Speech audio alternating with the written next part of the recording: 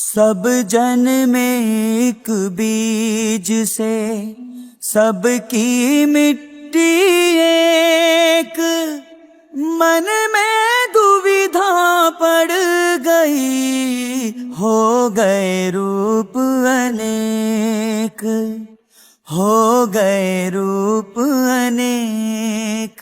जो तू सच्चा बानिया सबसे एक सा बोल, ऊंच नीच को छोड़ दे, एक बराबर तोल, एक बराबर तोल।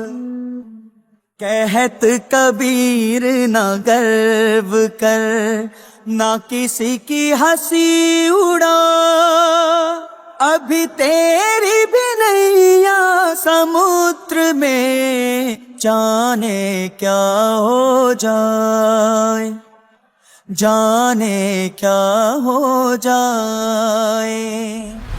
दर्शकों, दरअसल जातिवाद की जड़ें प्राचीन वर्ण व्यवस्था से जुड़ी मानी जाती है। मूलतः यह व्यवस्था कर्म और योग्यता पर आधारित थी, लेकिन समय के साथ इसे जन्म से जोड़ दिया गया। ऐसा माना जाता है कि ऋषि मनु ने अपनी कृति मनुस्मृति में वेदों की कुछ बातों को अपने अनुसार व्याख्यायित किया और वर्ण व्यवस्था को जन्म आधारित बना दिया। यहीं से समाज में असमानता और भेदभाव की गहरी खाई बनने की शुरुआत हुई। अब सवाल उठता है, क्या इतनी गहरी खाई होने के बावजूद कभी ऐसा हुआ है कि किसी शूद्र ने ब्राह्मण से दीक्षा ली हो, या फिर किसी ब्राह्मण ने शूद्र से ज्ञान प्राप्त किया हो? दर्शकों, हमारे समाज में ब्राह्मण शब्द सुनते ही एक खास छवि उभरती है, धर्मशास्त्रों का परम ज्ञाता। लेकिन सवाल यह है कि क्या ब्राह्मण जन्म से होता है या उसके कर्म उसे ब्राह्मण बनाते हैं?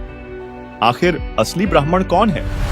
आज की इस चर्चा में हम जातिवाद के अंधकार में छिपे कुछ ऐसे ही पहलुओं को उजागर करेंगे जो आपकी आत्मा को झकझोर कर रख देंगे। साथ ही यह भी जानेंगे कि जातिवाद से बाहर निकलने का सही रास्ता क्या है। सवाल नंबर 1, जातिवाद वो अमानवीय जंजीरें जो इंसानियत को शर्मसार कर रही हैं। लेकिन क्या आपने कभी सोचा है कि जातिवाद की वजह से कितने मासूमों के सपने टूट चुके हैं?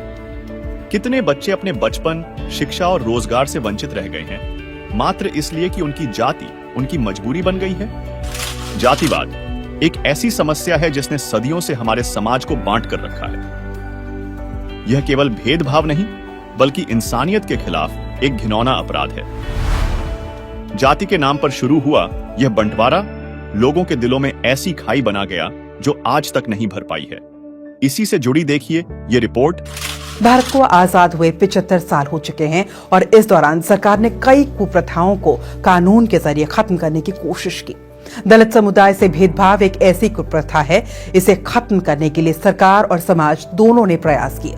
लेकिन भारत में अब भी कई इलाके ऐसे हैं जहां इस समुदाय के साथ भेदभाव और प्रताड़ित करने की खबरें आती रहती हैं। उत्तर प्रदेश के मुजफ्फरनगर में पूरे दलित समाज को धमकाए जाने का मामला सोशल मीडिया पर चर्चा का विषय बना हुआ है। इस धमकी का एक वीडियो ट्विटर, फेसबुक पर तेजी से शेयर किया जा रहा है। धमकी भी ऐसी कि आपने कभी देखी सुनी नहीं होगी। वीडियो में एक शख्स बाकायदा मुनादी करता दिख रहा है कि अगर दलित समाज का कोई व्यक्ति राजवीर नाम के शख्स के खेत पर दिखाई दिया तो न सिर्फ जुर्माना वसूला जाएगा बल्कि 50 जूते भी मारे जाएंगे। वीडियो में क्या है ये भी आपको बता देते हैं। सोशल मीडिया पर वायरल हो रहे इस वीडियो की टाइम लिमिट जो है तकरीबन 26 सेकंड की है। ट्विटर पर इसे पत्रकार पीयूष राय ने शेयर किया है। इसमें एक शख्स गले में ढोल लटकाए कह रहा है, राजवीर प्रधान की तरफ से मुनादी, कोई भी चमार उसकी ड्योढ़, घर के पास की जमीन पर, उसकी समाधि पर, उसकी ट्यूबवेल पर दिख गया तो 5000 रुपए जुर्माने के देने होंगे और 50 जूते होंगे। मामला मुजफ्फरनगर के चरथावाल थाना क्षेत्र का है। आज तक से जुड़े संदीप की रिपोर्ट के अनुसार यहाँ के पावटी खुर्द गांव में सोमवार 9 मई को कुख्यात अपराधी रहे विक्की त्यागी के पिता राजवीर सिंह ने दलितों के लिए एक तुगलकी फरमान जारी किया। दर्शकों, यह विचारणीय विषय है कि जब जिंदगी दांव पर हो और खून की जरूरत पड़े तब क्या किसी को जात पात कोई मायने रखती है? खून का न तो कोई धर्म होता है और न ही कोई जाति। 4 रक्त समूह हर इंसान में समान होते हैं। तो फिर सवाल उठता है, अगर खून तक जाति धर्म से परे है तो हम क्यों नहीं हो सकते? दरअसल जातिवाद हमारी सोच को जकड़कर मानवता को लगातार शर्मसार कर रहा है। गौरतलब है कि जातिवाद न केवल हिंदू धर्म में बल्कि अन्य धर्मों में भी दीमक की तरह घर कर चुका है और उन्हें खोखला कर रहा है। इस गंभीर समस्या की सच्चाई जानने के लिए देखिए ये वीडियो। मुसलमानों में दलित हैं, होते नहीं हैं, लेकिन अभी तक वो वोटर रहे, वोकल नहीं रहे। मुसलमानों में नट है, पमड़िया है, हलालखोर है, भंगी है, भाट है, धोबी है। उसी तरह से जो उधर भी जातियां हैं, इधर भी जातियां लगभग 1 दर्जन की जातियां हैं। शेख सैयद जो लोग हैं, बड़े खानदान के हैं, बड़े पोस्ट पर हैं, तो अभी तक अपने घर में बैठने भी नहीं देते हैं साथ में। छूत मानते हैं, घिन मानते हैं।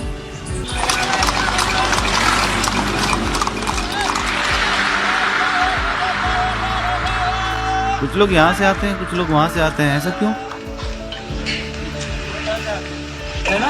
यहाँ जो है ना मजहबी सिखा सकते हैं,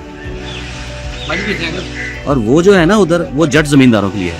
यहाँ गांव में किसी ने कोशिश की है कि वो जो जाट सिखों वाला दरवाजा है वहाँ से प्रसाद ले?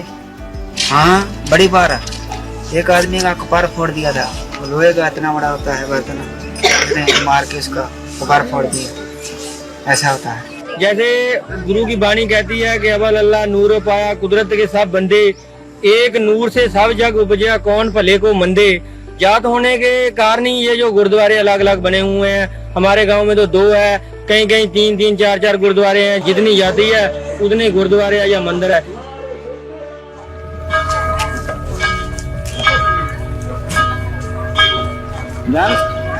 कास्ट स्ट्रक्चरल पुलिया कम्युनिटी पटियाला। मैं पुलिया जाति का क्रिश्चियन हूँ, लेकिन ऊंची जाति के लिए मैं सिर्फ एक दलित हूँ, क्रिश्चियन नहीं। मेरे माता पिता एक क्रिश्चियन के वहाँ गुलामी करते थे। उन्हें घर में दाखिल तक नहीं होने दिया जाता था।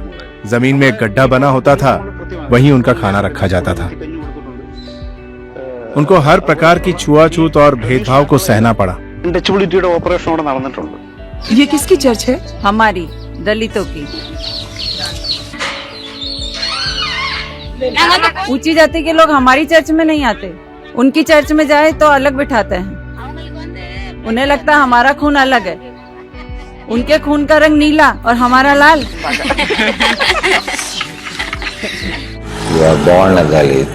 आप दलित पैदा होते हो, दलित जीते हो, दलित मरते हो, दलित ही दफनाए जाते हो। जन्म से भेद शुरू होता है, जीवन भर साथ रहता है, और इसीलिए मरने के बाद आपको दफनाया भी अलग जाता है। पूरे देश में इस प्रथा को स्वीकारा जाता है। इसीलिए दलित क्रिश्चियंस के कब्रिस्तान भी अलग होते हैं। सवाल नंबर 2, मनुस्मृति में लिखे गए नियम क्या समाज के लिए समयानुकूल और उपयोगी थे, या फिर यह केवल सत्ता और प्रभुत्व को बनाए रखने का एक साधन मात्र था? दर्शकों, मनुस्मृति के नियमों पर सदियों से विचार और बहस होती रही है। माना जाता है कि इस ग्रंथ में वेदों से कुछ बातें ली गईं, लेकिन समय के साथ इसमें मिलावट की गई और वर्तमान में हमें इसका एक परिवर्तित रूप देखने को मिलता है। मनुस्मृति में स्त्रियों और शूद्रों को समाज में निम्न स्थान दिया गया है। इसमें स्त्रियों के लिए कठोर नियमों का उल्लेख है और शूद्रों को शिक्षा व पूजा का अधिकार न देने जैसी बातें कही गई। ये प्रथाएं समाज में भेदभाव और असमानता को बढ़ावा देती हैं। इसी विषय पर अधिक जानने के लिए देखिए यह वीडियो। मेरा नाम बड़ू प्रसाद शर्मा शास्त्री है। ये जो तुलसी मानस मंदिर है इसका मैं अधीक्षक हूँ, और काशी की जो विद्वानों की मंडली है श्री काशी विद्वत परिषद का मैं महामंत्री। शास्त्र को आधार मानने वाला होने के नाते मैं कट्टर हिंदू ब्राह्मण हूँ, छुआछूत जात पात मानता हूँ। देखो वो जो दिव्य पुरुष है, वेद विराट पुरुष है, उसके ब्राह्मणों से मुखमाशीत, उसके मुख से ब्राह्मण पैदा हुआ। ठीक है, बाहु राजन्यः, बाहु से क्षत्रिय, ऊरु तदस्य जनवैश्यः, पेट से यहाँ ये जो स्थान है ना, यहाँ से वैश्य पैदा हुआ। पदभ्याम शूद्रो अजायत, पैरों से शूद्र अजायत माने पैदा हुआ। कल को ये पैर कह दे करोड़ों वर्ष से हमारे ऊपर ये शरीर खड़ा है, हमको दलित कर दिया है इसने, अब हम ऊपर रहेंगे और सिर नीचे रहेगा। अब पता लगा कि स्टालिन सिर के पर चल रहा है, कहीं पागल हो गए क्या हो है? आपको जो है भारत का जो संविधान है उसके और हमारे जो वेद है उसके बीच में चुनना है आपको। नहीं, हमको भारत संविधान हम नहीं सुनते, हम भारत संविधान को संविधान नहीं मानते। हम भारत का संविधान जो है अशास्त्रीय है, हम इस संविधान को हम अपनी दुर्गति मानते हैं। दर्शकों, इस काशी के पंडित के कहने का भावार्थ यह है कि दलित कहते हैं कि हमें दलित मत मानो, हम दलित नहीं रहेंगे, हम तुम्हारे यानी दूसरी जाति वालों के सिर पर बैठेंगे। ये पंडित कहना चाह रहा है कि जैसे ब्रह्मा के मुख से ब्राह्मण उत्पन्न हुए, भुजाओं से क्षत्रिय, पेट से वैश्य और पैरों से शूद्र। उदाहरण देकर बताता कि जैसे ये मेरा शरीर है और अब मेरे पैर ये कहें कि हम करोड़ों वर्षों से शरीर का भार उठाए फिरते हैं, अब हम ऊपर सर की जगह आएंगे और तुम सिर को नीचे करो। क्या यह संभव है? दर्शकों, इन लोगों के विचार तो इतने ही है क्योंकि इन्होंने अज्ञानतावश समाज का बेड़ा गर्क किया है। और इस पर संत रामपाल जी महाराज क्या कहते हैं? संत रामपाल जी महाराज कबीर परमेश्वर के अनुयायी है और कबीर परमेश्वर के शिष्य हुए हैं संत गरीबदास जी महाराज। गांव छुड़ानी, जिला झज्जर, हरियाणा को परमात्मा आकर मिले और उनको सच्चा ज्ञान दिया था। उन्होंने कहा है कि ब्राह्मण बनिया क्षत्रिय शूद्र ये चारों कुल ऊंचा। भावार्थ है कि ये चारों कुल ऊंचे हैं, इनमें नीच कोई नहीं है, कर्म अपने अपने हैं, वो तो करने ही पड़ेंगे। जैसे एक घर का सदस्य घर में झाड़ू लगाता है तो क्या वह शूद्र हो गया? पोंछा लगाता है तो क्या उसको हम शूद्र मान ले? या घर का कूड़ा करकट उठाकर बाहर डाल के आता है तो क्या वह शूद्र हो गया? वो अपने परिवार का सदस्य है, वो अपना काम कर रहा है, तो सफाई करने वाले अपने ही परिवार के सदस्य को क्या नीच मान लेंगे? जैसे पशु रखते हैं, उनमें से वही परिवार का सदस्य उनके गोबर को उठाता है, पेशाब को भी उठाता है, अपने हाथों से उठा के बर्तनों में डाल के बाहर कूड़ियों में डालकर आता है, तो वो सदस्य परिवार का ही है और उससे कोई छुआछूत नहीं करते। तो इसी प्रकार संत रामपाल जी महाराज कहना चाहते हैं कि कर्म तो रहेंगे पर यह भेदभाव समाप्त हो। दर्शकों, अब सुनिए जातिवाद से जुड़े संत रामपाल जी महाराज के विचार। अपने आत्माओं, हमारा दुर्भाग्य रहा कि हमें ऐसे नकली गुरु, धर्म गुरु प्राप्त हुए जिनको अपने सिलेबस का भी ज्ञान नहीं। वो टीचर कौन से खाते के? वैसे तो ये वर्ण बाद में बने हैं, हम सभी एक ही थे, ना कोई ब्राह्मण था, ना क्षत्रिय, ना शूद्र, ना वैसे, सभी भाई बहन थे। फिर इन्होंने अपने वर्क डिवाइड कर लिए। एक भाई ने यानी एक कुछ व्यक्तियों ने मिलकर कहा भी आप शिक्षा ग्रहण करो और सदग्रंथों को समझो और इस ज्ञान को हमें बताओ। तो उनको पंडित कहने लगे जो सदग्रंथ पढ़ा करते थे और सुनाया करते थे। वो थे स्टार्ट में हम एक ही, हमारा गोत्र है। बाद में हम बढ़ते चले गए, आगे चल के हमारे वंश के नाम से कुल का गोत्र बनता चला गया, कुल गोत्र। तो उनको जो पंडित बने उनको पूरी छूट दे दी कि हम तुम्हें तुम्हारा सारे परिवार का खर्चा भी देंगे पूजा रूप में, आप इन सदग्रंथों को पढ़िए और हमें बताओ। ऐसा ही प्रारंभ हुआ। अब परमात्मा ने आके बताया है कि नट पेरना कांजर सासी ब्राह्मण बुरा कहावे, कसाई डाकोत बराबर सब बाणिया कह जावे। कहते हैं नट पेरना कांजर सासी और ब्राह्मण बुरा कहावे। कौन ब्राह्मण? जो ब्राह्मण तो बुरा होता ही नहीं, लेकिन अब ब्राह्मण की फीत ला करके ये नकली काम करते हैं, इनको ब्राह्मण बोलना ही पड़ता है। ब्राह्मण सोए जो ब्रह्म पहचाने। ब्राह्मण तो हमारे सतगुरुदेव थे, गुरु जी महाराज स्वामी जी, बड़े पैतावास, जिला भिवानी, दादरी के पास बड़ा पैतावास गांव के, वो वास्तव ब्राह्मण थे क्योंकि उन्होंने परमात्मा पहचान लिया था। और ब्राह्मण थे मेरे दादा गुरु जी, जो छावला गांव दिल्ली में है, वहां के वैसे किसान परिवार से जन्म था, जाट घर में जन्म था, लेकिन उन्होंने परमात्मा की महिमा से वो परिचित हो गए थे और 4 विषय के आचार्य बन गए थे। तो उनको पंडित चिदानंद नाम से जाना जाता है। पंडित ब्राह्मण, ब्राह्मण वही होता है जो परमात्मा से परिचित हो जाए, वैसे विद्वान पुरुष को भी पंडित कहते हैं।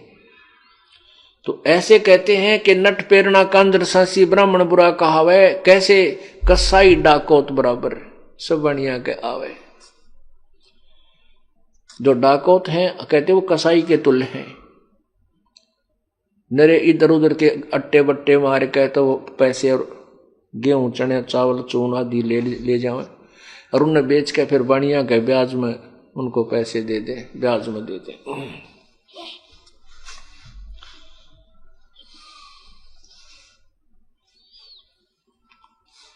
ब्राह्मण बनिया अक्षत्री शूद्र ये चारों कुल ऊंचा। अब देखो परमात्मा की महिमा, कितना निर्मल ज्ञान है। ब्राह्मण बनिया अक्षत्री शूद्र ये चारों कुल ऊंचा, इनमें शूद्र को नीच नहीं कहा प्रभु ने, क्योंकि ये तो केवल एक कर्म है। आप अपना कर्म, जो हमारे जो कर्म विभाजित किए गए हैं उन कर्मों के आधार पर उसमें कोई छोटा बड़ा नहीं होता। अब जैसे एक मुख है, अपने शरीर का अंग है, हाथ हैं और पैर हैं, पेट है, ये हैं तो अपने ही अंग। इनमें पैर नीचे हैं तो क्या ये पैर हमें लेकर चलते हैं, पैर जमीन पर रखे हैं, क्या ये नीचे हैं? ये बुरे नहीं है, ये ऊंचे हैं, अच्छे हैं। ऊंचा माने अच्छा। तो ऐसे ही और एक महीने 10 दिन यदि बाजार में ये स्वीपर झाड़ू ना मारे या वो नाले साफ ना करें, किलकी पाट जाए, सारा शहर गांव छोड़ के घर छोड़ के भाग जाए, तो ये नहीं कहना कि ये नीचे हैं, ये बुरे नहीं हैं, ये हमारा सब एक समाज अंग है। ऐसे ही परमात्मा ने समझाने की चेष्टा की है कि ब्राह्मण बनिया अक्षत्री शूद्र ये चारों कुल ऊंचा, और निग्रह द्वारा न जावे योगी जो जत इंद्री सूचा। जो निग्रह इन चारों कुलों में यदि कोई गुरु विहीन है, जिसका सदगुरु नहीं है और वो भगवान भक्ति नहीं करता है, इनके द्वार पर मंगन भी ना जाइए, चाहे वह कितने ऊंचे हैं, कितने अच्छे हैं। क्योंकि जो परमात्मा की भक्ति नहीं करता, मनुष्य जीवन पाकर, वह पहला दोषी है, भयंकर अपराधी है वो। और यदि कोई साधना भी करता है और पूर्ण संत से नाम नकली गुरु से, जिसने गुरु नहीं बना रखा और भक्ति करता, वो भी अपराधी है। और जिसने गुरु नकली झूठे बना रखे, वो भी महाअपराधी है। अब परमात्मा ने आके बताया है कि गुरु बिन वेद पढ़े जो प्राणी, और समझन सार रहे ज्ञानी। गुरु बिन काहु न पाया ज्ञाना, जो थोथा भूसड़े मोड किसाना। तो इन ऋषि महर्षियों को कोई सदगुरु मिले नहीं, और सदगुरु स्वयं परमात्मा आए लीला करने के लिए, वो हमने सुहाए नहीं। जैसे क्या होता है, जैसे किसी ने थोड़ा सा बोलन की शैली ठीक कर ली और 10-20 श्लोक गोट लिए, वेद या गीता या कोई वाणी पढ़ ली किसी संत की, तो आम स्थान पर खड़ा होकर वो 100-200 व्यक्तियों को प्रभावित कर सकता है अपने प्रवचन के बोलने की शैली से, लेकिन उसके पास कख नहीं है। जब तक सदग्रंथों का संपूर्ण ज्ञान ना हो और कंप्लीट वे ऑफ वर्शिप यानी पूर्ण भक्ति विधि ना हो, तो ज्ञान भी एक आने का नहीं। परमात्मा कहते हैं, गोरख से ज्ञानी गणे सुख दे जति जहान, और सीता सी बहु भारिया संत दूर स्थान। फिर परमात्मा कहते हैं कि श्रोता कोट अनंत हैं और वक्ता कोट अनंत और दानी कोट अनंत हैं, पर बिरले साधु संत। दर्शकों, इसीलिए पूर्ण संत से प्राप्त तत्वज्ञान का पालन करना ही समाज के विकास और जातिवाद जैसी बुराइयों को समाप्त करने का एकमात्र सही मार्ग है। सवाल नंबर 3, ब्राह्मण और शूद्र के बीच इस गहरी खाई के चलते क्या इतिहास में कभी ऐसा हुआ है कि किसी शूद्र ने ब्राह्मण से दीक्षा ली हो या किसी ब्राह्मण ने शूद्र से ज्ञान अर्जित किया हो? और क्या ऐसी कोई घटना जातिगत भेदभाव की दीवारों को तोड़ने में सक्षम रही है?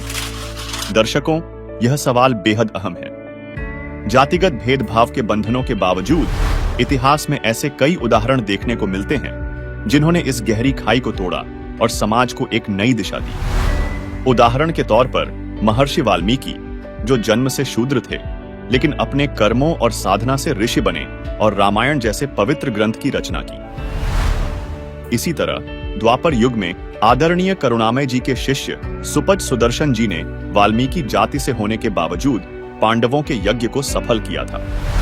यदि हम ब्राह्मण द्वारा शूद्र से ज्ञान अर्जित करने की बात करें तो परम संत कबीर साहिब जी का उदाहरण सबसे प्रमुख है। कबीर साहिब जी, जो शूद्र वर्ण में सशरीर प्रकट हुए थे, ने अपने तत्व ज्ञान और सत्य वचनों से बड़े बड़े पंडितों और विद्वानों को परास्त किया। उनके विचारों और शिक्षाओं ने जातिगत भेदभाव की दीवारों को तोड़ने में महत्वपूर्ण भूमिका निभाई, जिसे कभी भुलाया नहीं जा सकता। उसी से संबंधित देखिए यह 2D एनिमेशन वीडियो। गगन मंडल से उतरे सदगुरु सत्य कबीर, जलज माही पोढ़न कियो सब पीरन के पीर। सर्व सृष्टि के रचनहार कबीर परमात्मा चारों युगों में इस धरा पर आते हैं और आम साधारण व्यक्ति की तरह लीला करते हुए मानव समाज को सद्भक्ति मार्ग देकर चले जाते हैं।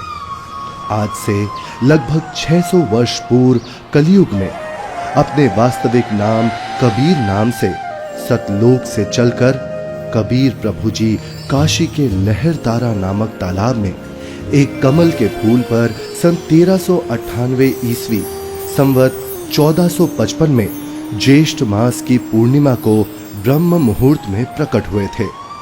उन्हें नीमा और नीरू नाम के जुलाहा दंपत्ति ने पाला था। बात 1403 ईस्वी की है, जब कबीर प्रभु जी 5 वर्ष के थे। बालक रूप परमेश्वर कबीर साहिब जी ने 5 वर्ष की आयु से ही अपने अद्वितीय आध्यात्मिक ज्ञान में उस समय के सुप्रसिद्ध विद्वानों, ब्राह्मणों, काजी और मौलवियों के छक्के छुड़ाना शुरू कर दिया था। उन्हीं में से एक लीला है परमेश्वर कबीर जी द्वारा 104 वर्षीय काशी के सुप्रसिद्ध ब्राह्मण स्वामी रामानंद जी को गुरु धारण करने और उनको अपने अनमोल सत्य ज्ञान का उपदेश प्रदान करने की। रामानंद स्वामी जी रोज ब्रह्म मुहूर्त में गंगा घाट पर नहाने जाते थे। एक दिन ऐसे ही जब वो नहाने गए, जैसे ही स्वामी रामानंद चलकर नदी के किनारे सीढ़ियों से उतरने लगे, स्वामी रामानंद जी के पैर के खड़ाऊ कबीर प्रभु के सर पर लगते हैं।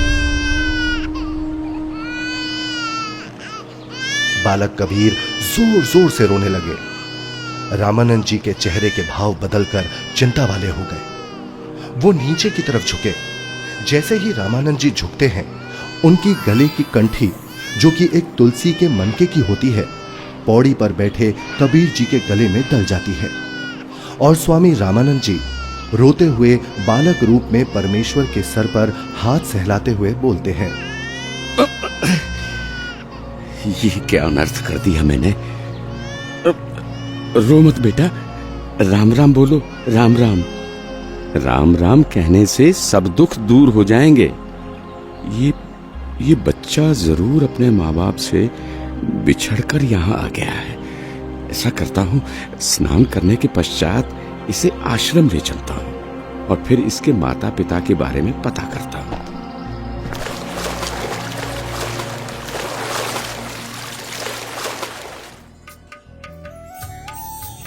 स्वामी रामानंद जी वैष्णव धर्म का प्रचार प्रसार भी खूब किया करते थे, जिसके लिए उन्होंने 1400 ऋषि शिष्य भी प्रचारक रूप में बना रखे थे। स्वामी जी के उन्हीं शिष्यों में से एक थे ऋषि विवेकानंद जी, जो कि बहुत ही अच्छे प्रवचनकर्ता रूप में प्रसिद्ध थे, जिनको स्वामी जी द्वारा काशी शहर के एक क्षेत्र का उपदेशक भी नियुक्त किया हुआ था। प्रतिदिन की तरह ही एक दिन जब ऋषि विवेकानंद जी शाम के समय विष्णु पुराण से कथा सुना रहे थे। श्री हरि विष्णु जी ही सभी के रक्षक व पूर्ण परमात्मा है। उन्होंने ही राम जी और कृष्ण जी के रूप में जन्म लिया है। वास्तव में भगवान विष्णु ही अजन्मे हैं, अविनाशी हैं। श्री हरि विष्णु भगवान की जय। श्री हरि विष्णु भगवान की जय। श्री हरि विष्णु भगवान की जय। वेद पढ़े पर भेद न जाने, बाँचे पुराण 18, पत्थर की पूजा करे भूले सृजनहारा।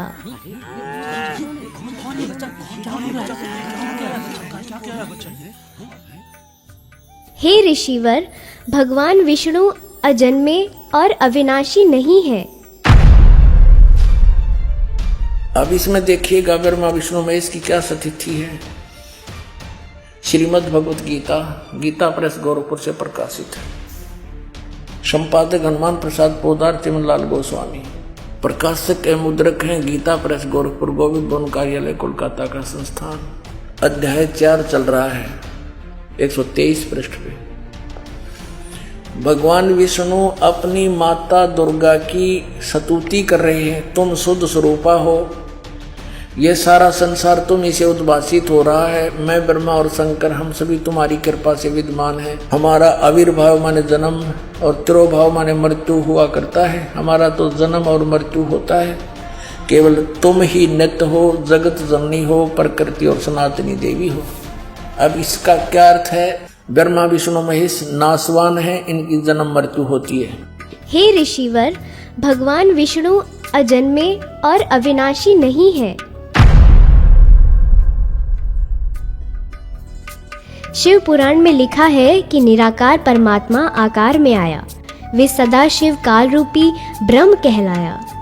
उसने अपने अंदर से एक स्त्री प्रकट की जो प्रकृति देवी, अष्टांगी, त्रिदेव जननी, शिवा आदि नामों से जानी जाती है। पवित्र शिव पुराण, ये गीता प्रेस गोरखपुर से प्रकाशित है। सचित्र मोटा टाइप, केवल हिंदी। संपादक है हनुमान प्रसाद पोदार।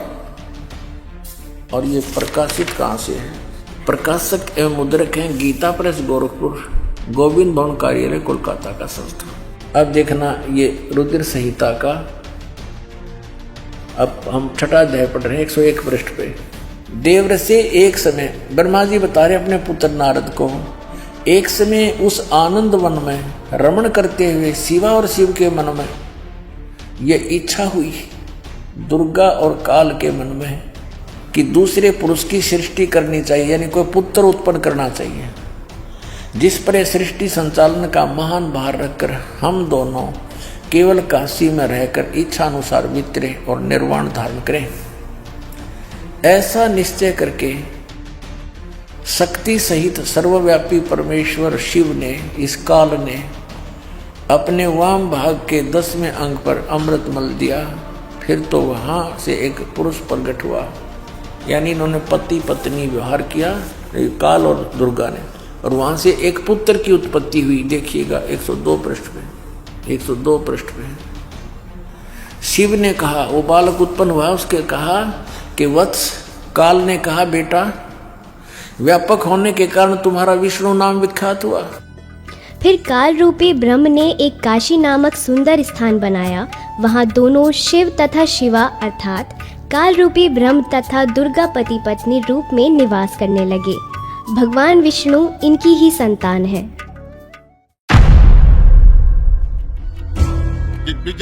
ये सब झूठ बोल रहा है। और ये सब छोड़, तू ये बता तू कौन है, किस जाति का है, गुरु कौन है तेरा? ये तो जुलाहा है, नीमा नीरू का पुत्र है। हे ब्राह्मण, मेरे गुरु भी वही है जो आपके गुरु हैं। अच्छा, तुझे पता भी है मेरे गुरुदेव कौन है? मेरे गुरुदेव स्वामी श्री श्री 1008 स्वामी रामानंद जी महाराज हैं। जी पंडित जी, मेरे गुरुजी भी स्वामी रामानंद जी ही हैं। झूठ, सरासर झूठ। देखो भाइयों, ये जुलाहा सरेआम झूठ बोल रहा है। मेरे गुरुजी तेरे जैसे अछूत के दर्शन भी नहीं करते। शिष्य बनाना तो बहुत दूर की बात है। कल सुबह तुझे गुरुजी के समक्ष पेश करूंगा। दूध का दूध, पानी का पानी हो जाएगा। गुरुदेव तुम्हें स्वयं दंड देंगे। मेरे गुरु का नाम मिट्टी में मिलाता है। तुम भी आना भाइयों, देखना अपनी आंखों से। इस कबीर जुलाहे का झूठ कल सबके सामने आ जाएगा। हाँ, हम सब आएंगे, हम सब आएंगे, हम सब आएंगे।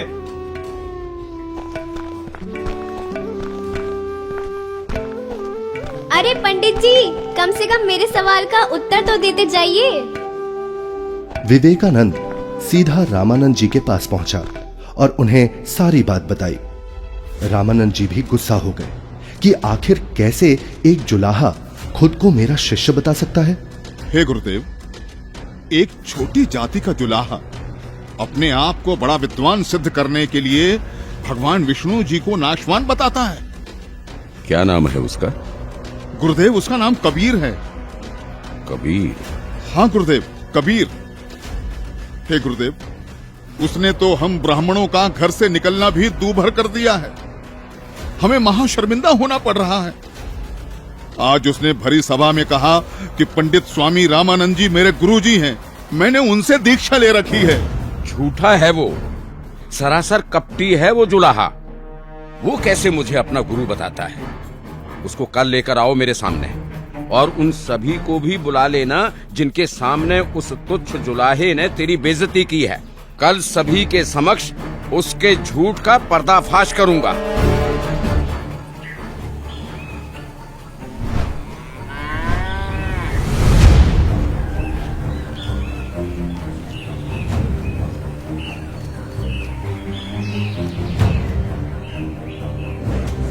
नीरू जुलाहे का घर कहाँ है?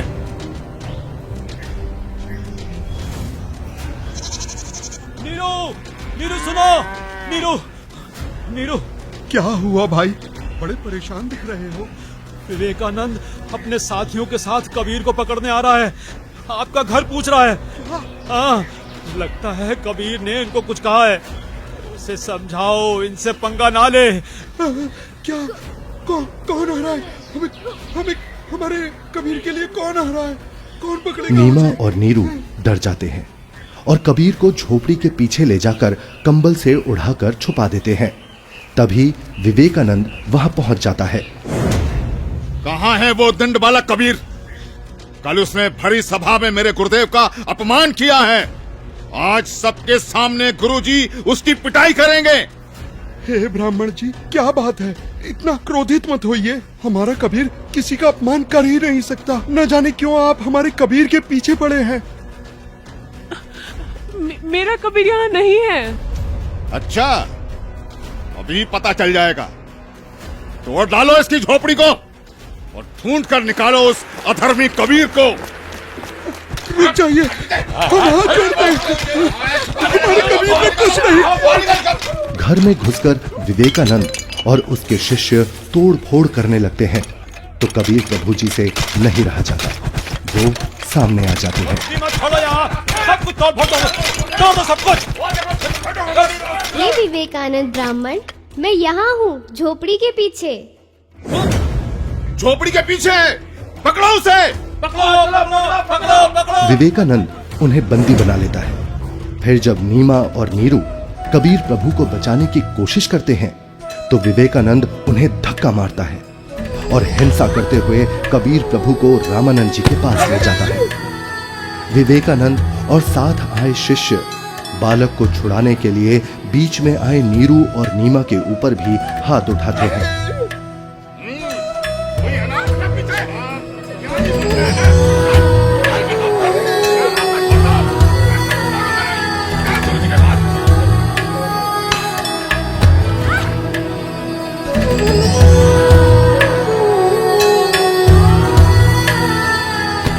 नीरू को भी कुछ गुंडे लाठी डंडों से मार मार कर मृत समान कर देते हैं।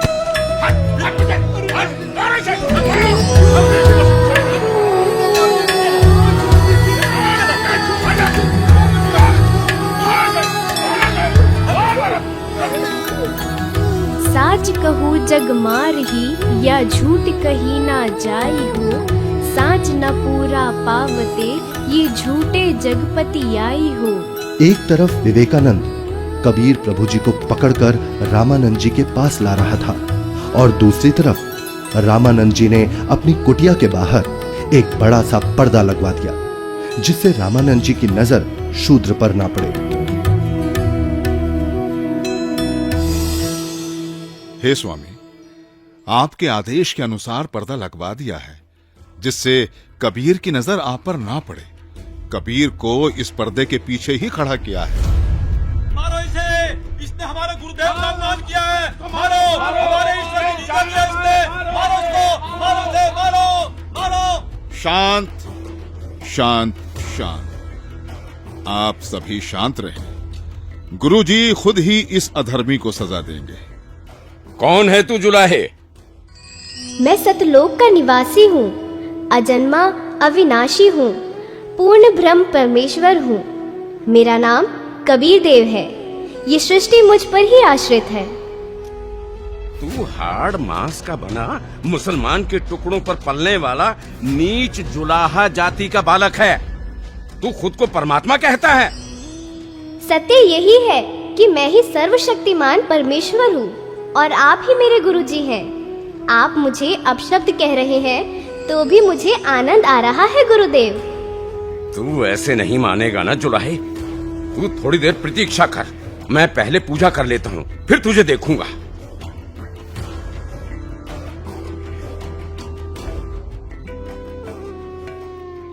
कहीं ये बालक सच में तो भगवान नहीं है, क्योंकि भगवान तो किसी भी रूप में कहीं भी आ सकते हैं। कहीं मुझसे कोई गलती ना हो जाए। अपनी पूजा साधना के बाद सोच समझ के बात करूंगा। 104 वर्ष के रामानंद, जो कि सालों से ध्यान कर रहे थे, वो ध्यान करते हुए ही ध्यान में ही भगवान की काल्पनिक छवि बनाते और उनकी पूजा करते। लेकिन उस दिन ध्यान में कुछ अलग हुआ। स्वामी जी कल्पना में खड़े होते हैं और श्रद्धा से नंगे पैरों जाकर गंगा से जल लेकर आए और ठाकुर जी के वस्त्र उतारे, फिर स्नान करवाया तथा नए वस्त्र पहना दिए, तिलक लगाया और भगवान के सर पर मुकुट रख दिया। तब पास में रखी कंठी पर ध्यान गया और कल्पना में ही बोले, हे भगवान, आज तो कंठी डालना ही भूल गया। फिर कंठी उठाकर मुकुट के ऊपर से डालने लगे, लेकिन माला मुकुट में फंस गई। अब स्वामी जी चिंतित हो गए और कल्पना में ही सोच रहे हैं, हे भगवान, आज ये आपके दास के साथ क्या बनी? यदि कंठी नहीं डाली तो पूजा अधूरी रह जाएगी। और अब यदि मुकुट उतार दिया तो पूजा खंडित हो जाएगी। आज से पहले ऐसी गलती कभी नहीं बनी थी। हे प्रभु, आज क्या गलती बन गई मुझ पापी से। आज का तो मेरा सारा दिन ही व्यर्थ गया। जब स्वामी जी मन ही मन में व्याकुल हो रहे थे और अपने आप को कोस रहे थे, तब परमेश्वर कबीर साहिब जी पर्दे के पीछे से बोले, हे स्वामी जी, चिंता मत कीजिए। इस माला की गांठ खोल दीजिए और फिर ठाकुर जी के गले में डालकर इस माला को बांध दीजिए। फिर आपको मुकुट उतारना नहीं पड़ेगा। स्वामी रामानंद जी ने जब कबीर साहिब जी की पर्दे के पीछे से आवाज सुनी तो उन्हें एकदम झटका सा लगा। वो एकदम आंखें खोलकर चौंक जाते हैं और मन ही मन विचार करते हैं कि हे भगवान, ये क्या? यहाँ ना तो कोई मूर्ति है और ना कोई माला। मैं तो काल्पनिक पूजा कर रहा था और मेरे मन में चल रही इस काल्पनिक क्रिया को इस बालक ने कैसे जान लिया? ये कोई साधारण बालक नहीं हो सकता। मेरे इस भजन क्रिया को तो केवल भगवान ही जान सकता है। ये तो साक्षात भगवान है। आपने तो मेरे मन की बात बता दी। आप तो स्वयं भगवान आए हो। आप कोई साधारण बालक नहीं हो। हाँ, आप कोई साधारण बालक नहीं हो। फिर स्वामी जी को महसूस हुआ कि बालक कबीर के शरीर में कहीं हड्डियां तो महसूस हो ही नहीं रही। तभी वो बालक कबीर को सीने से हटाकर उनके हाथ पैर यानी शरीर को दबा दबा कर देखने लगे। हे भगवान, आपका शरीर तो बहुत कोमल है, जैसे रुई हो। आपके शरीर की तुलना में मेरा तो पत्थर जैसा शरीर है। स्वामी जी क्या कर रहे हैं? स्वामी जी ने एक शूद्र को गले लगाना। क्या कर रहे हैं स्वामी जी? लगता है कि बुढ़ापे में गुरुजी का दिमाग हिल गया है, जो शूद्र को गले से लगा लिया। हे भगवान, अगर आपकी आज्ञा हो तो मेरी कुछ शंका है। कैसी शंका गुरुदेव? हे भगवान, एक बात समझ नहीं आई, आपने झूठ क्यों बोला? कैसा झूठ स्वामी जी? आप कह रहे थे कि आपने मुझसे उपदेश ले रखा है, लेकिन मैंने तो आपको कभी नाम दीक्षा नहीं दी। स्वामी जी, याद कीजिए, एक समय आप पंचगंगा घाट पर स्नान करने के लिए गए थे। मैं वहाँ पौड़ियों पर लेटा हुआ था। आपके पैरों की खड़ाऊ मेरे सिर पर लगी थी और मैं पीड़ा के कारण रो रहा था। तब आपने मेरे सिर पर हाथ रखा और कहा कि बेटा राम राम बोलो। तो स्वामी जी, आप मेरे गुरु बन गए और मैं आपका शिष्य। मेरा तो उद्देश्य ही वहाँ पर आपसे दीक्षा लेना था। हाँ, अब याद आया, परंतु वो तो बहुत छोटा बच्चा था।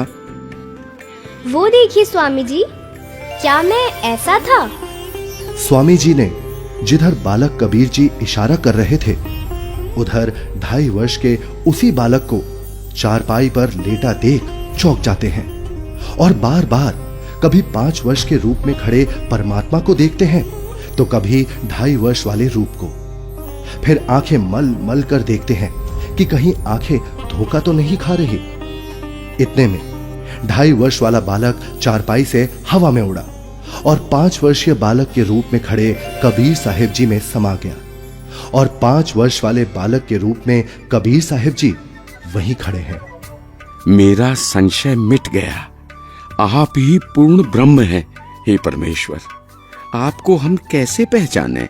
आप किस जाति में उत्पन्न तथा कैसी वेशभूषा में खड़े हैं? कैसे एक छोटे से बालक के रूप में धोती कुर्ता पहने जुलाहा जाति शूद्र वर्ण में उत्पन्न हुए हैं दाता? हे मालिक, हम तुच्छ बुद्धि जीव आपको कैसे पहचाने? अपने इस अनजान बालक की गलती क्षमा करना प्रभु।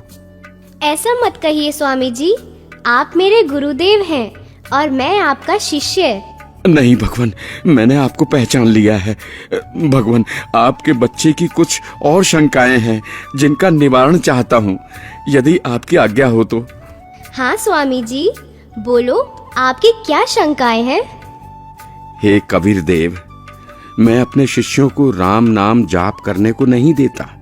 यदि आपने मुझसे दीक्षा ली है तो आप मुझे वो मंत्र बताइए जो मैं अपने शिष्यों को देता हूँ। स्वामी जी, आप ओम नाम जाप करने को देते हो। आपने जो मंत्र बताया ये तो सही है, लेकिन एक शंका और है, कृपया उसका भी समाधान कीजिए। पूछिए गुरुदेव जी। मैं जिसे शिष्य बनाता हूँ उसे एक चिन्ह देता हूँ, वो आपके पास नहीं है। हे गुरुदेव, आप एक तुलसी की कंठी माला देते हो गले में पहनने के लिए। ये देखो गुरुदेव, उस दिन पंचगंगा घाट पर आपने ही तो अपने गले से निकालकर ये कंठी मेरे गले में पहनाई थी। ये सारी लीलाएं देखकर वह बालक रूप में खड़े कबीर परमात्मा की बातें सुनकर स्वामी रामानंद जी समझ गए कि ये कोई साधारण बालक नहीं है। उसके बाद कबीर परमात्मा ने स्वामी रामानंद जी को अपने उसी 5 वर्ष के बालक के रूप में अपने साथ यमलोक, स्वर्गलोक, विष्णुलोक, शिवलोक और फिर अंत में सतलोक में ले जाते हैं। ये सतलोक है।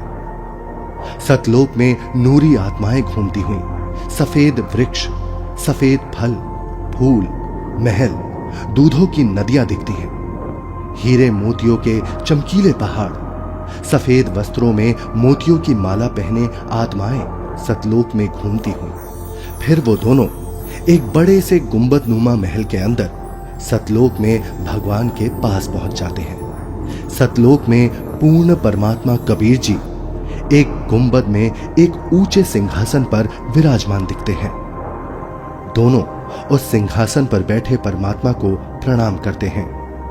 अब बालक रूपधारी कबीर देव उस सिंहासन के पास जाते हैं और सिंहासन पर बैठे अपने अन्य रूप पर चवर करते हैं। ऐसा देखकर रामानंद जी सोचते हैं, इसका मतलब कबीर देव जी इस सिंहासन पर बैठे सच्चे परमात्मा के सेवक हैं। तभी सिंहासन पर विराजमान तेजोमय परमात्मा सिंहासन से उठकर खड़े हो गए और कबीर देव जी के सामने हाथ जोड़कर कबीर देव जी को बैठने का आग्रह करने लगे। बालक रूप में कबीर परमात्मा सिंहासन पर बैठ गए और पहले सिंहासन पर बैठे परमात्मा बालक कबीर को चवर करने लगे। रामानंद जी प्रभु के सामने हाथ जोड़कर खड़े रहे। तभी फिर तेजोमय परमात्मा एक प्रकाश पुंज में बदल गया और फिर वो उस बालक कबीर जी के शरीर में समा गया। अब बालक कबीर जी का शरीर भी उतना ही तेजोमय हो गया जितना कि पहले सिंहासन पर बैठे परमात्मा का था।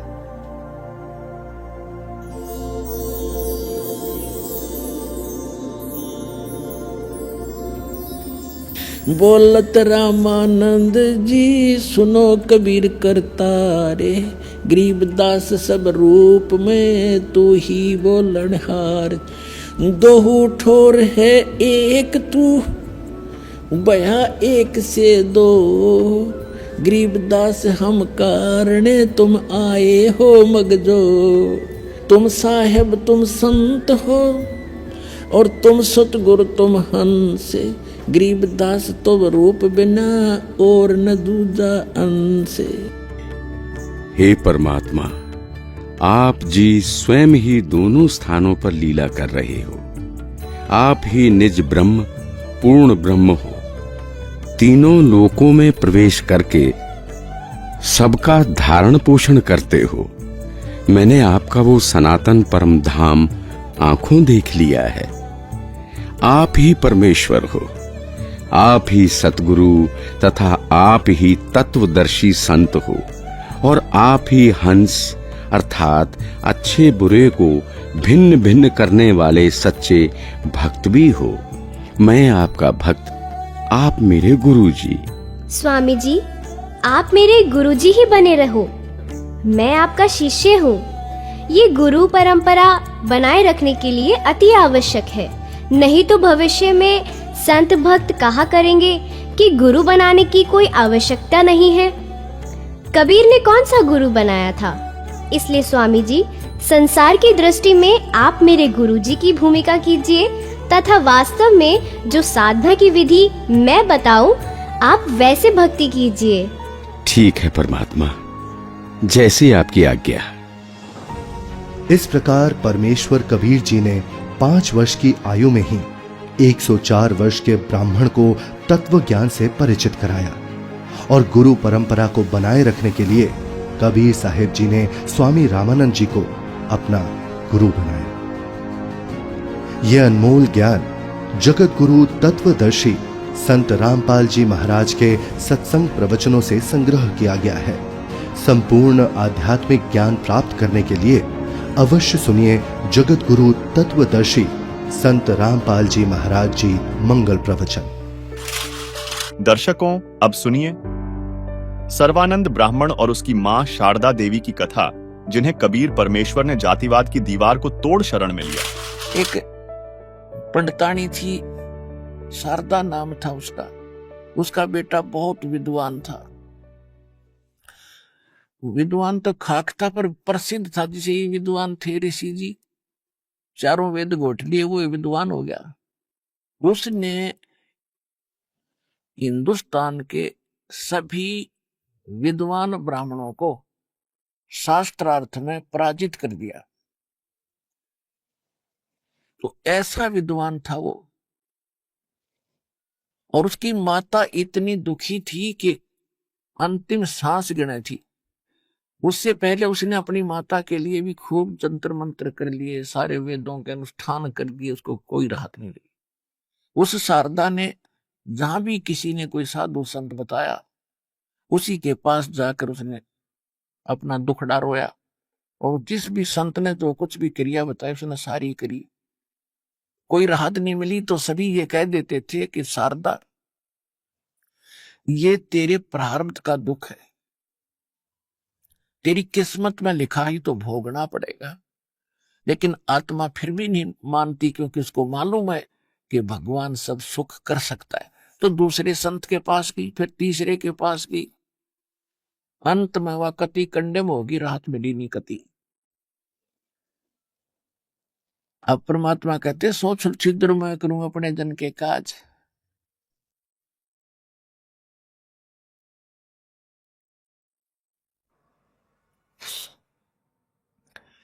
उस जिस मोहल्ले में, जिस कॉलोनी में वो शारदा रहा करती थी, सर्वानंद की मां, उससे थोड़ी सी दूरी पर एक परमात्मा कबीर जी की शिष्या थी। और वो किसी कामवश चली गई शारदा के घर। पहले जाकर कुशल मंगल पूछा तो उसने बताया। शारदा ने कहा, बहन कुशल क्या बताऊं, मैं तो अंतिम सांस गिन रही हूं, बहुत दुखी हूं, मैंने सब जगह क्रियाएं कर चुकी हूं। तो उसने पूछा कि कोई साधु संत की शरण में जाना चाहिए आपको, जब आपसे कोई लाभ नहीं मिल रहा कहीं से। तो शारदा ने कहा कि मैंने यहाँ आसपास का कोई साधु संत छोड़ा नहीं, और तीर्थ वर्ष जहां भी जिसने जो कोई जंतर मंत्र मत्था टेकना बताया मैं सारे कर चुकी हूं, और औषधियों का प्रयोग भी मैं बहुत कर चुकी हूं। और ऐसा बन गई थी, बहुत कमजोर हो गई थी, सारे शरीर में बुरा हाल हो रहा है, ना मर रही हूं ना जी रही हूं। तो उस बहन ने कहा कि बहन एक बात मैं बताऊं, जब मान ले तो। हाँ बताओ। आप मेरे गुरु जी से दीक्षा ले लो, आप दुखी नहीं रहोगी। तो कहने लगी, बहन मैं तो थक चुकी हूं गुरुओं के चक्कर में, थक दिक्कत कहीं कुछ नहीं हुआ। कहने लगी, फिर उसने बताया कि हमारे ऐसे ऐसे कष्ट थे, ऐसे ऐसे दुख थे, हम कति स्वस्थ हो गए, पूरा परिवार चैन से जी रहा है, और आर्थिक स्थिति भी हमारी पहले से बहुत अच्छी हो गई है। तो कहते मरता क्या नहीं करता, वो सोचता चल हो सकता है कोई हो, कोई छुपा हुआ परमात्मा का प्यारा भक्त संत। उसने कहा कि कौन है आपके गुरुजी, बताओ मैं चल पड़ूंगी। कहाँ है वो? कि यही काशी के अंदर हैं, और कबीर नाम है उनका। वो कहाँ रहते हैं? शारदा ने पूछा। उस परमात्मा की शिष्या ने बताया कि वो जुलाहों की कॉलोनी में। जुलाहों की कॉलोनी में क्यों रहते हैं? क्या वो धानक है? कहा वो धानक है, जुलाहे है, कबीर जुलाहे है। कहा तो कहने लगी, बहन कहने लगी, हाँ जो शिष्या थी। लेकिन शारदा वो जुलाहे नहीं, वो तो परमात्मा समझ लेना। यानी इतने सुख तो भगवान ने दे सके जो वो दे रही है। शारदा बोली, नहीं मेरी तो इज्जत का नाश हो जाएगा, मैं पंडितानी और वो एक शूद्र दानक, मेरा तो जीना हराम हो जाएगा समाज में, मैं तो मर जाऊं बेशक पर उससे नाम ना लूं। उसके बाद परमात्मा ने एक और ब्राह्मणी भेजी, वो भी परमात्मा से दीक्षित हो चुकी थी, और वो उनकी कोई रिश्ते में भी लगती थी शारदा के। भेजी का मतलब यह है कि कुछ ऐसा कारण बनाया।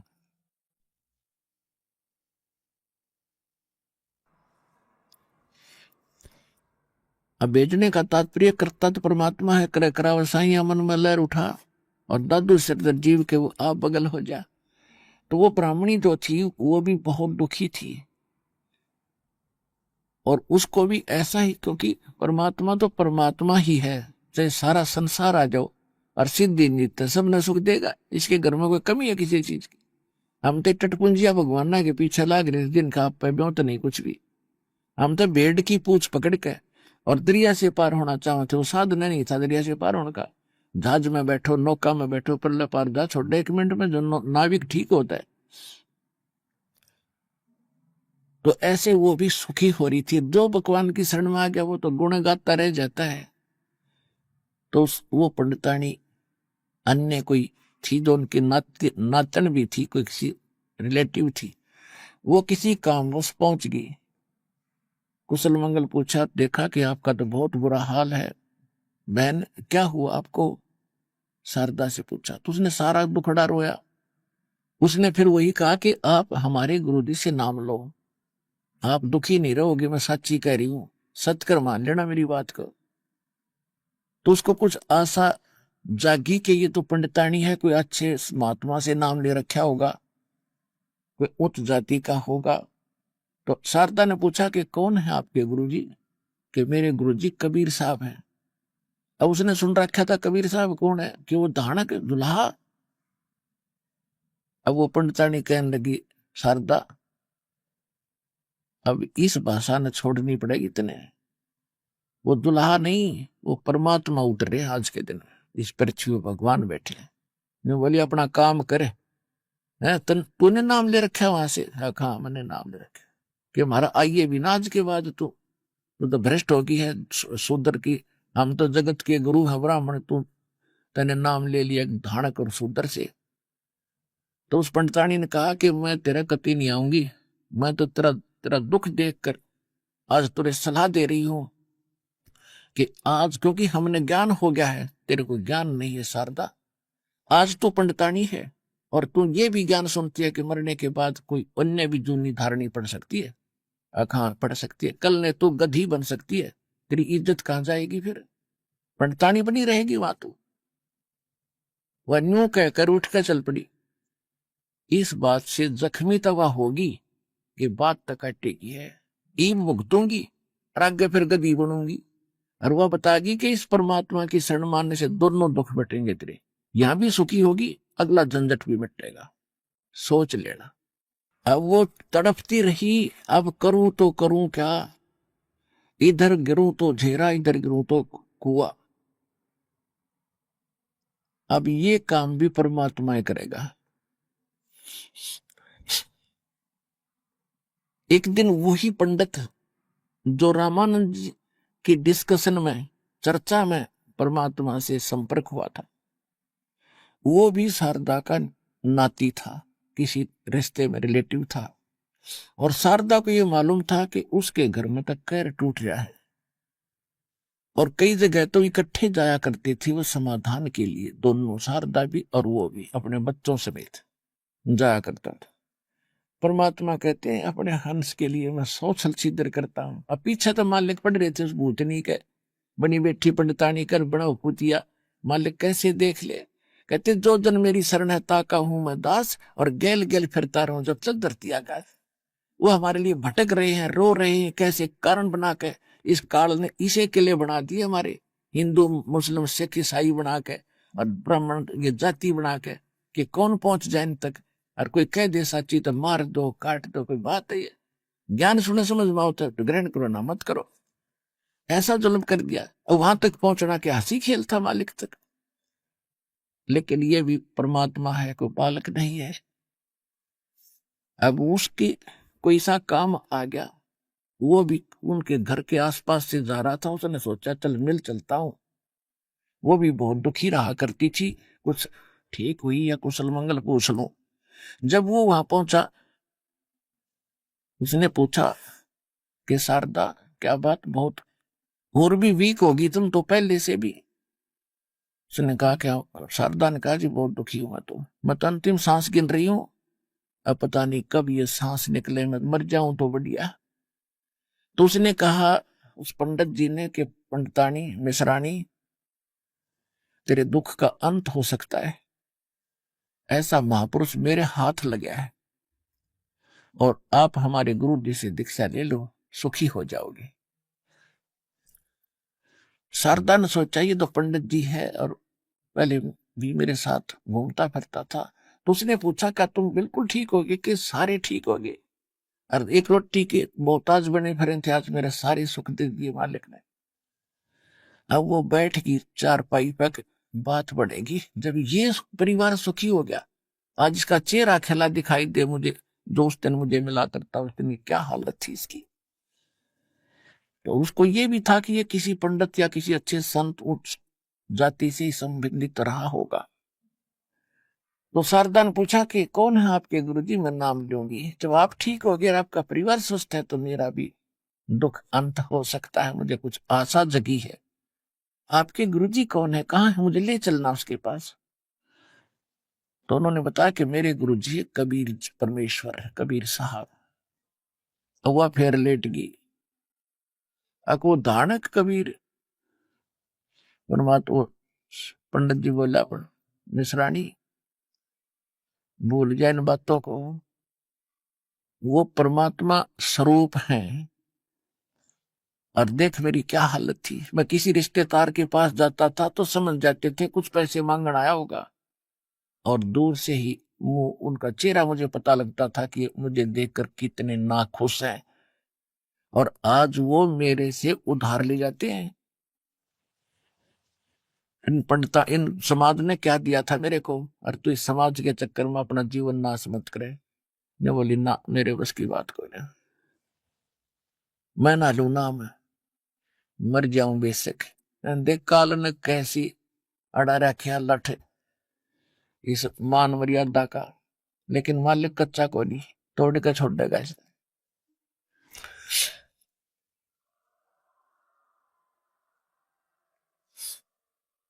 उसी कॉलोनी में जिसमें शारदा रहा करती थी, वहां परमात्मा की के बहुत से शिष्य हो गए थे। क्यों उनके पास तो दुखी आया करते, सुखी तो ये राम कृष्ण मंदिर राम घंटी बजाते खड़े हैं, इन रुते को ना, क्योंकि इनकी ये सोचा इन घंटी बजाने तो उन्हें सुख हो रहा है, वो चल रहा है उनका प्रारब्ध, पिछले जन्म का संस्कार चल रहा है।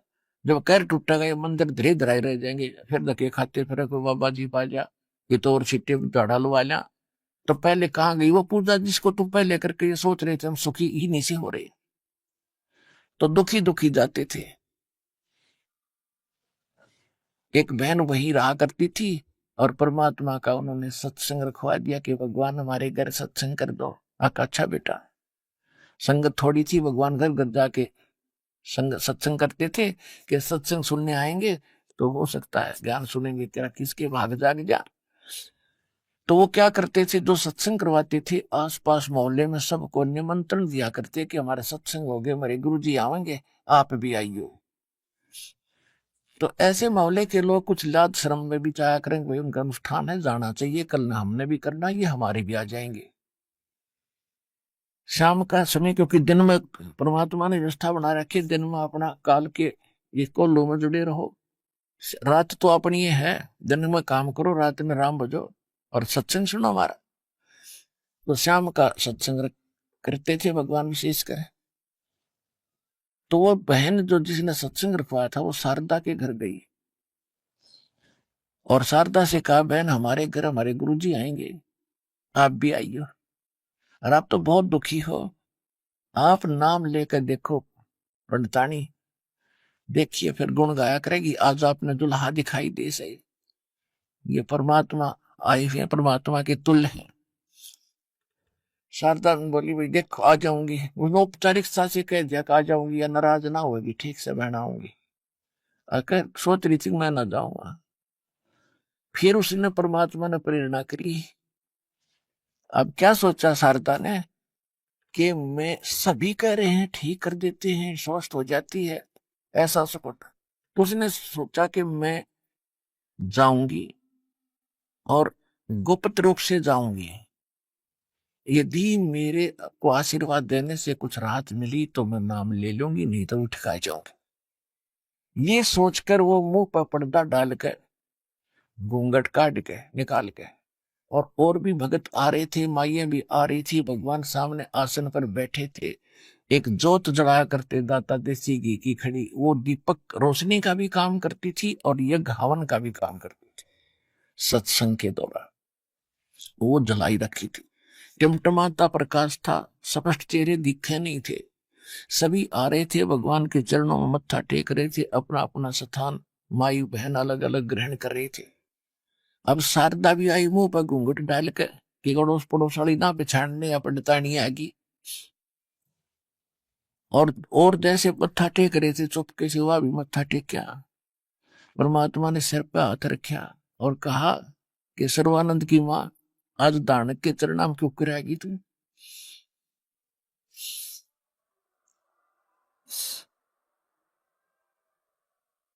आज दुल्हे के पास क्यों कराएगी तू? कैसे आएगी?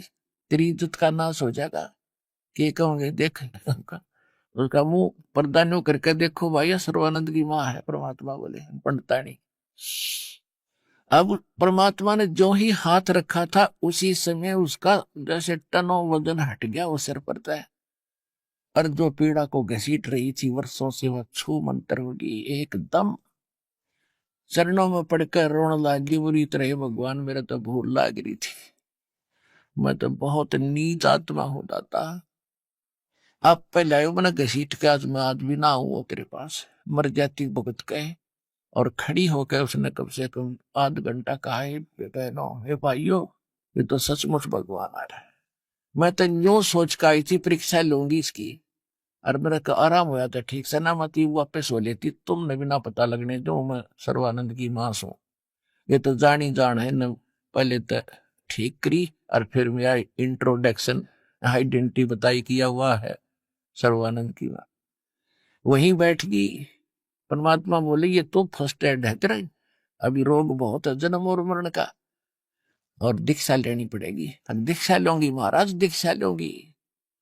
और समाज भाड़ में जाओ, कति देखो भी कोई ना। मेरा तो नाश हो गया था, क्यों भगवान के सामने आकर आत्मा जाग जाती है, और मन पापी जो बकवाद करता है, संसारिक परंपराओं की निर्वाह करने के लिए विवश करता है, ये काल का एजेंट है, वो भाग जाता है भगवान के सामने।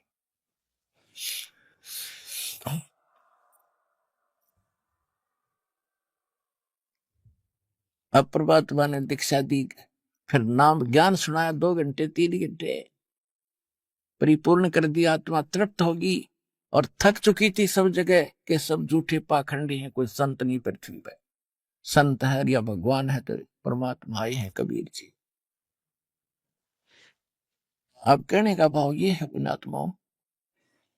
उसके बाद शारदा किसी को बताती है तो ब्राह्मण एकदम सीधे मुंह बात नहीं करते ना, तो बैठा बैठा लिया, इज्जत का नाश कर दिया है। तो इतने बड़े विद्वान की माता है, ब्राह्मणी है, तेरी तो जग में इज्जत है, और तूने कहां जा करके काम बिगाड़ लिया। वो कहने लगी तुम नींद में बांध रही हो, तुम तो नींद में बोल रही हो, और शनिपात का जोर है तुम्हारे जिसमें बिरड़ा रही हो।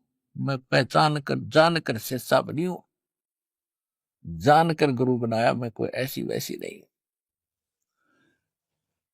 अब उसने सोचा देख मेरा बेटा विद्वान बना, फिर कख नहीं पता, मां मरण लग रही और ने क्रिया बताता फिर, और मैं ठीक ना हुई इससे।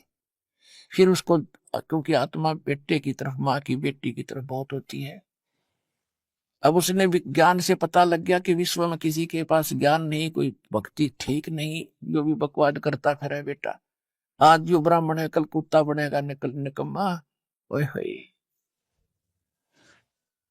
इसको समझाने लगी, कहने लगी बेटा भक्ति का मार्ग इससे हटकर है, ऐसे है। समझाने लगी तो मैंने जो गुरु बना तू उससे नाम ले ले। वो कहने लगा माता मेरे सामने टिकने वाला इस पृथ्वी पर कोई विद्वान नहीं है। और उसने क्या किया कि सब विद्वानों को पराजित कर दिया था। इसलिए वो सर्वानंद ये चाहता था कि मैं अपना नाम ही सर्वजीत रखवा लूं। सर्वजीत, सर्वानंद से सर्वजीत नाम अपना अपनी मां से रखवाना चाहता था, बदलवाना चाहता था। उसने कहा माता जी तुम आप मेरा नाम सर्वाजीत रख दो। मां ने कहा बेटा सर्वानंद के बुंडा नाम है, ये कोई बुरा थोड़ा ही है। तो उसने कहा माता जी ऐसा ना, मैंने सारे पंडितों को, मंडलेश्वरों को, विद्वानों को शास्त्रार्थ में, वेदों में, पुराणों में पराजित कर दिया है, और मेरे नाम से ही सब अपने आप विदित हो जाए कि ये सर्वजीत है जिसने सबको जीत लिया। माता बोली बेटा एक काम करे, क्योंकि माता जी ने सर्वानंद का भी ज्ञान सुन रखा था और भगवान से भी सुन रखा हो ज्ञान। दिन रात का अंतर आसपास भी नहीं था विद्वानों का ज्ञान, तो ब्राह्मणों का या हमारे धर्मगुरुओं का। तो उसने कहा बेटा ठीक है तेरा सर्वजीत नाम रख दूंगी, पर एक विद्वान को और पराजित कर दे। वह सर्वानंद कहने लगा कौन है माता? वो कि कबीर जी, कबीर भगवान मेरे गुरु जी। तो कहा अगर था माता जी तो आपने कहां से नाम ले लिया? लोग मेरी हंसी कर रहे हैं कि तेरी माँ तो ब्राह्मण होकर के और शूद्र से नाम ले रखा है, तो बात करता है विदुता की। और चल ठीक है आप कहती हो तो मैं उसको तो 2 मिनट में पराजित कर दूंगा, वो तो शिक्षित है, पढ़ा लिखा है नहीं। पर माता बोली बेटा ठीक है वो तेरी मर्जी, कितनी देर में पराजित करिए, पर एक काम करना लिखवा के और उनकी अंगूठी दस्तक होने चाहिए बेटा, वो ना मानो। कहते तू आके कह दे मैंने पराजित कर दिया। सर्वानंद पहुंच गया वहां पर, क्योंकि साथ में रखा करता वो सारे वेद ग्रंथ, 4 वेद, 18 पुराण, श्रीमद् भगवत गीता, उपनिषद, और एक बैल के ऊपर जैसे गधे का बोरा होया करे ऐसा एक थैला डाल लिया करता था उसपे, और सारे उसमें लाद के और बैल को साथ लेके चलता था। अब 2 जून का महीना जुल्हाओं की कॉलोनी में जाना, क्योंकि परमात्मा से शास्त्रार्थ वही हो सकता उसके घर पे, क्योंकि उसने यूं सोचा था मैं गया आया वैसे 2 मिनट ना, तो शास्त्रार्थ के लिए समय रखा जाता है, कोई स्थान निहित किया जाता है। उसने जल्दी होगी, ठीक फटाफट उसको हरा दूंगा और मां से सर्वजित नाम रखवा दूंगा। वो जा रहा था, रास्ते में उसको भयंकर प्यास लगी जुल्हाओं की कॉलोनी में प्रवेश करने के बाद, और वहां जुल्हाओं का एक कुआं था। वहां परमात्मा की मुंह बोली बेटी कमाली जल भरे थी, पानी निकाल रही थी, घड़ा भरे थी अपना। कमाली कौन थी? परमात्मा ने एक शेख तकी नाम का सिकंदर लोधी राजा का पीर था मुसलमान, और उसकी ने कोई ऐसी बात कही थी परमात्मा से सिकंदर लोधी के सामने कि मैं इसको जब मानूंगा जब मेरी बेटी को मृतक है कब्र में दबा रखे इसको जीवित कर दे कबीर भगवान। तो परमात्मा ने कई हजार 20-30 हजार व्यक्ति इकट्ठे हो गए थे उस समय कब्र फड़वा कर और उस कमाली बेटी को जीवित किया था। कई हजारों की संख्या में कबीर साहब के शेष हुए थे इस चमत्कार को देखकर। तो उस लड़की ने को परमात्मा ने कहा था जा बेटी अपने पिता शेख तकी के साथ। तब लड़की ने कहा था 1.5 घंटे प्रवचन करे थे कि हे जनता के लोगों, बहनों और भाइयों, ये अल्लाह अकबर है। मैंने भी इनकी 4थे जन्म पहले इनकी शरण प्राप्त हुई थी और उस समय मैंने 4 वर्ष इसकी भक्ति की थी इनकी, मुझे सारी याद आ रही है। फिर मैंने छोड़ दी थी, उस भक्ति के कारण मुझे 4था जन्म मिला था मनुष्य का, और वो भी बस इतना ही था जितना मैं भोग चुकी थी। 13 साल की आयु में मैं मर चुकी थी। अब मुझे अन्य योनि में जाना था, पशु पक्षियों के शरीरों में, और इन्होंने आज मुझे पुनः धर्मराज से छुटवा कर मेरा जीवन दान दिया है। ये अल्लाह अकबर है, ये पूर्ण परमात्मा है। और शेख तकी आपने अपना जीवन नाश कर दिया, कर्म बिगाड़ दिए पिताजी, तो नकली आदमी है। और मैं आज मुझे अपना असली पिता मिल गया, अपने असली पिता के साथ रहूंगी। इस नकली से तो मैं जा चुकी थी। तो वहां कई हजारों ने दीक्षा ली।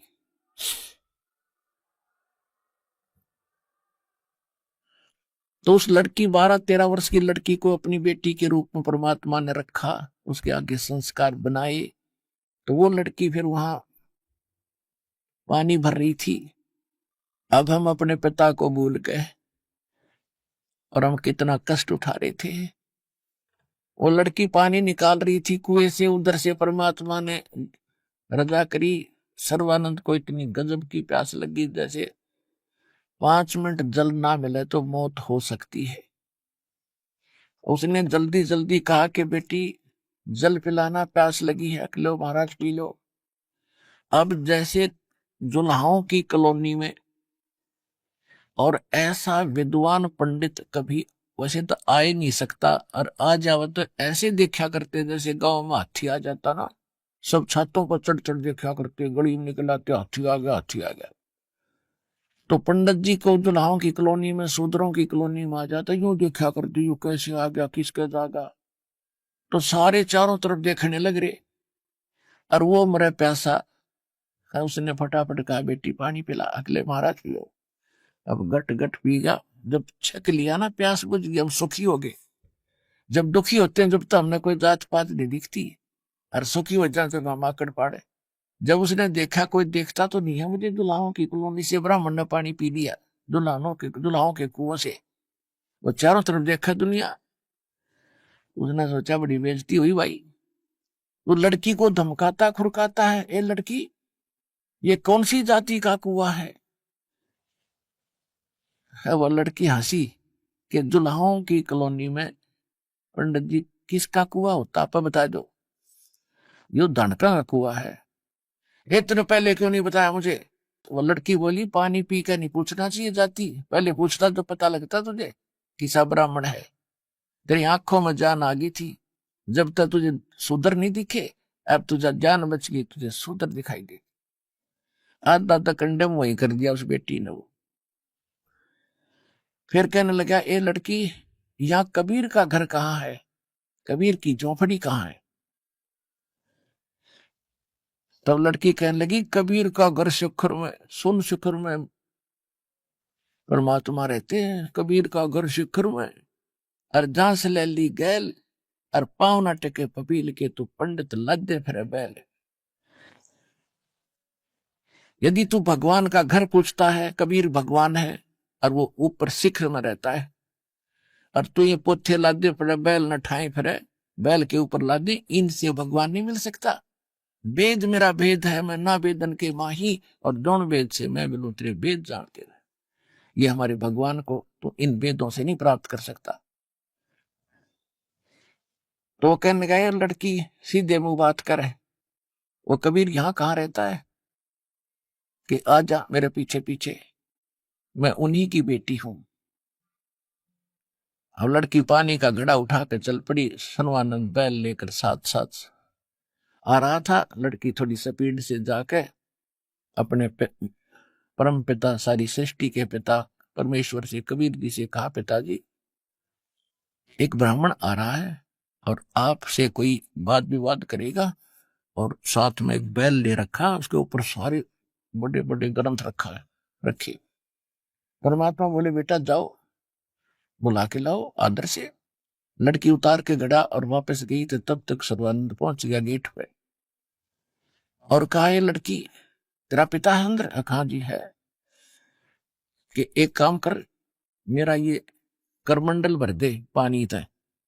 और लड़की लाई अंदर से लोटा भर के, उसका लोटा भर दिया पानी का करमंडल सर्वानंद का, और कहा फुल कर दे इसको, फुल। कति पानी जल ऊपर का उतरने हो गया, और डाल और डाल। जब कति लबालब भर गया, और कहा इस लोटे को ले लड़की कबीर जी के पास ले जा, और जो इसका उत्तर दे, ये मेरा एक सांकेतिक प्रश्न है, इसका जो उत्तर कबीर दे वो मुझे बता। लड़की उसने धीरे धीरे लेगी, कहा कि जल नहीं इसका बाहर निकलना चाहिए, धीरे धीरे लेगी और कहा पिताजी पंडित जी बाहर खड़ा है, उसने ये जल का लोटा दिया और कहा इसका उत्तर दे। परमात्मा के पास इतनी बड़ी सुई थी लोहे की, जो कपड़े सिलन की हुआ करे सुई, वह उठाकर उसके अंदर डाल दिया। कहा बेटा जा। सर्वानंद ने दे दिया जवाब। वह धीरे धीरे वापस लाई। सर्वानंद ने पूछा जी क्या बेटा क्या जवाब दिया? कि पिताजी बोले कुछ नहीं, इसमें एक सुई डाल दी। सर्वानंद उस लोटे को लेकर अंदर गया, कहने लगे कबीर जी तूने मेरे प्रश्न का क्या उत्तर दिया? परमात्मा बोले आपका जो प्रश्न था उसी का मैंने उत्तर दे दिया। आपका प्रश्न क्या था?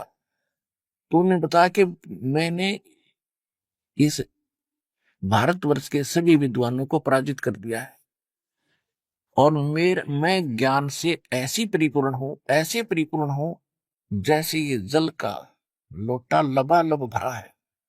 इसमें अगर कोई और जल डालेगा तो बाहर ही जाएगा, इसमें स्थान नहीं है। मैं ऐसे ज्ञान से फुल हूं, मेरे साथ वाद विवाद करने की आवश्यकता नहीं है। और मैंने अपनी मां से अपना नाम सर्वजीत रखवाना है। उन्होंने कंडीशन रख दी कि मैं आपसे शास्त्रार्थ करके आपको पराजित करूं, और तब वो मुझे सर्वजीत नाम रखेंगे। तो इसलिए मैं आपको सतर्क कर रहा हूं कि मेरे साथ वाद विवाद करने की आवश्यकता नहीं है, मैं ज्ञान से परिपूर्ण हूं। परमात्मा बोले अब मेरा उत्तर सुन ले। मेरा ज्ञान इतना वजनदार है, ऐसा सॉलिड है, जैसे मैंने सुई डाली तेरे लोटे का पानी बाहर निकल गया, इसके तले में जाकर बैठ गया सुई। मेरा इतना गजब का ज्ञान है, तेरे सारे ज्ञान में बाहर फेंक देगा और तेरी छाती में बैठ जाएगा। मेरे पास ऐसा ज्ञान है।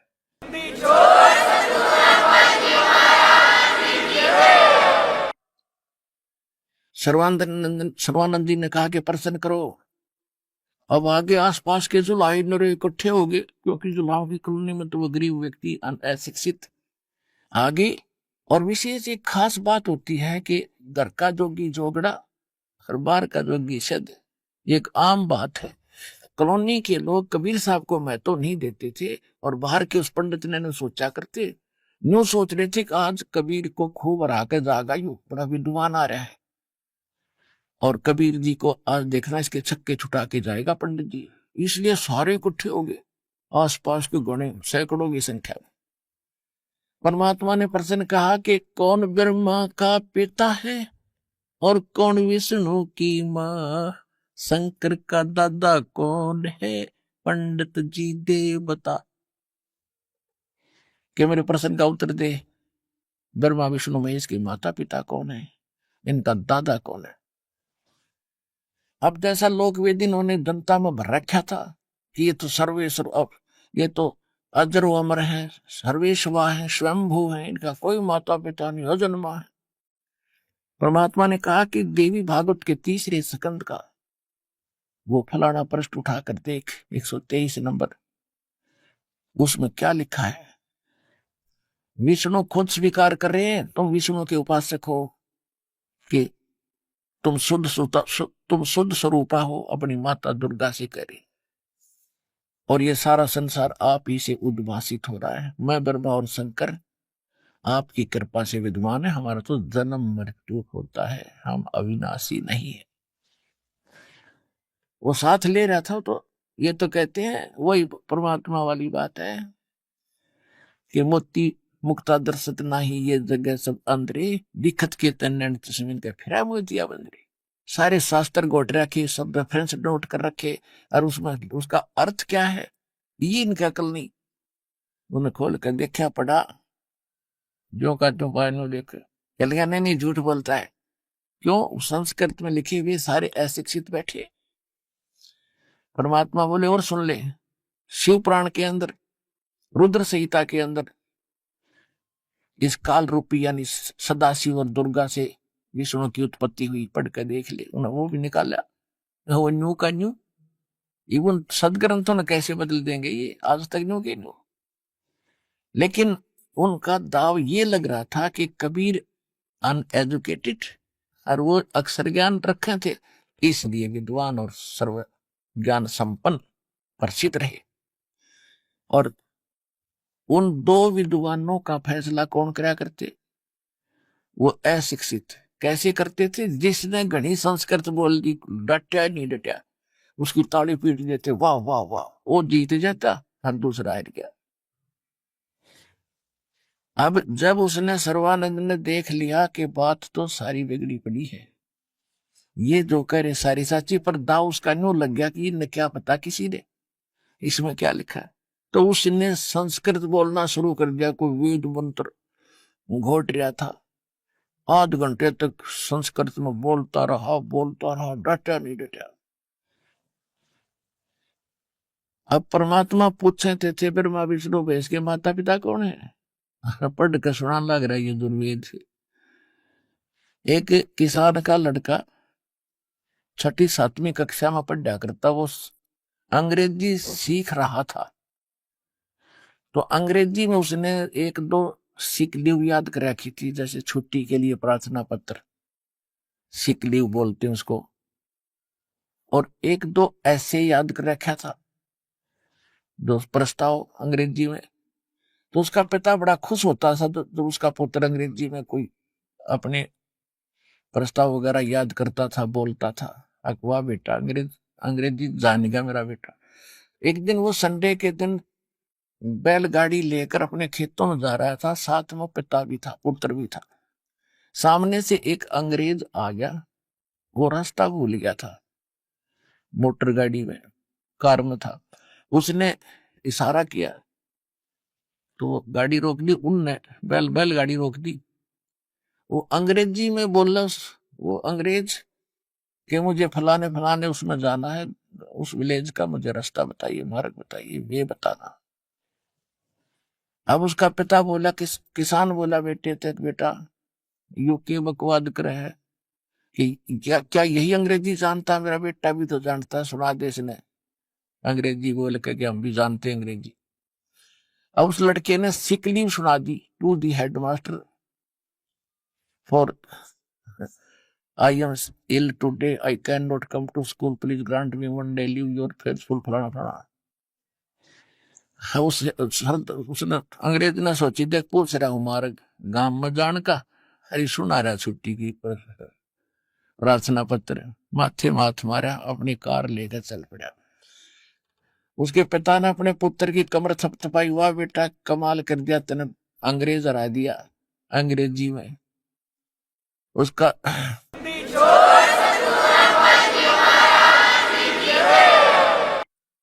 उसका लड़का बोला, पिताजी अभी तो माई बेस्ट फ्रेंड और याद था, तो वो सुन ले तो गाड़ी छोड़ेगा भागता है।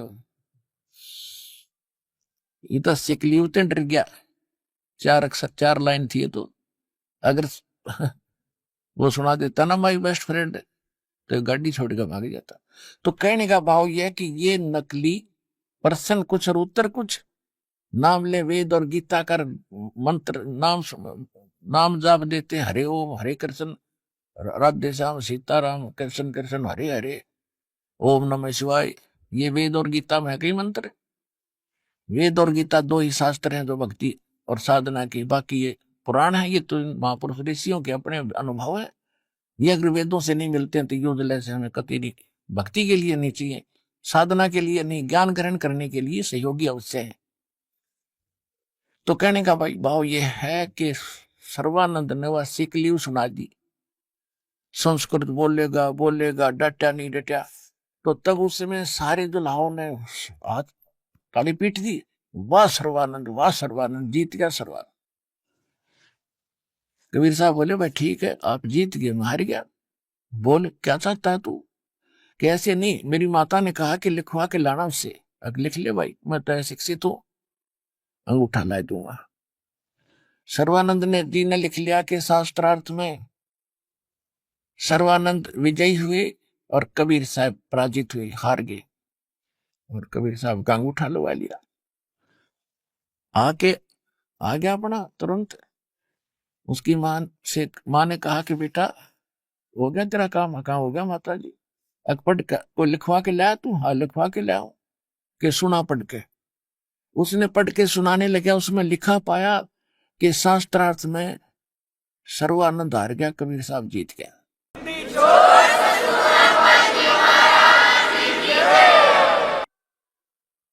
उसने पढ़ तर दिया फटाफट। जो उसकी मां बोली, रे निकमी तो हार का रहा है, तूने कहा मैं जीत का आया हूं। उसने फिर देखा, जान क्यों कहते हैं, नानक साहब जी कहते हैं कभी परमात्मा के बारे में, यो जमे चाहिदा एमे बुलाईदा, ये तो जैसे चाहता है बुलवाओ सबने। तो परमात्मा ने उन्हें फटाफट पढ़ दिया। तू पढ़ दे कि बिना जान रहा है उस टाइम। तो बोला माता जी ऐसा है ना, मैं कई दिन शास्त्रार्थ में लगातार चल रहा था, निंद्रा के अंदर मेरे से गलत हो गया, मेरे से लिखने में गलती होगी, वो तो हार चुके। कि बेटा इसने ठीक लिखवा लिया। फिर जाके वो फिर गया कि कबीर साहब ऐसे है ना भाई, कैसा है ना कबीर जी, मेरे से लिखने में गलती बन गई, दोबारा लिखना पड़ेगा मुझे। अब लिख लो जी, कोई बात ना, कि अंगूठा कैसा है मेरा, फिर टेक दूंगा। उसने लिख लिया खूब जच के, शास्त्रार्थ में सर्वानंद जीत गया, कबीर साहब हार गए। फिर ला दिया मालिक ने अंगूठा, वह आ गया। तो अब घर में प्रवेश होने से पहले भी पढ़ के देखा उसने, कभी गड़बड़ हो रही हो। वो ठीक ठाक ऐसे लिखा था जो वो लिख कर लाया था। तो उसको विश्वास हो गया कि अब तक ठीक है, यहाँ तक बिल्कुल सही है, ठीक लिख लिया, पहले गलतियां लगी होगी मेरे। उसकी माँ के पास जाकर कहा कि माँ सुनाऊं? कहा सुना बेटा। लिखवा लिया के लिखा देखे, फिर वो लिखा। अगर बोलता क्यों ना कि माता जी फिर गलती लग गई मेरे, ये तो फिर वैसे लिखा हुआ है, सर्वानंद हार गया, कबीर साहब जीत गया। मैंने सोची भाई फिर जाऊं, क्योंकि ये हार जल्दी से स्वीकार नहीं होती नकली आदमियों के। और तीसरी बार फिर गया, कहने लगे कबीर जी मेरे से फिर भूल लगी, मैं नींद में था, अगर चौकस लिख ले भी कहे। उन्होंने फिर लिख लिया ऐसे ही, कबीर सर्वानंद जीत के कबीर साहब हार गए, अपना अंगूठा ला दिया, एक आधे का और लुआ दिया कबीर साहब ने, तुम भी ला दो भाई, कदे धोखा रहे जैसे कमाली का लुआ दिया, बेटी ले तो भी लगा दे। अब वो लेकर आया, अब अपने घर से पहले देख रहा बिल्कुल ठीक लिखा, घर के अंदर प्रवेश कर रहा तो भी ठीक लिखा है। और उसकी माँ कहने लगी सुना बेटा, सुनाओ माँ सुनो, वो सुनाने लगा जब अक्षर चेंज हो गए।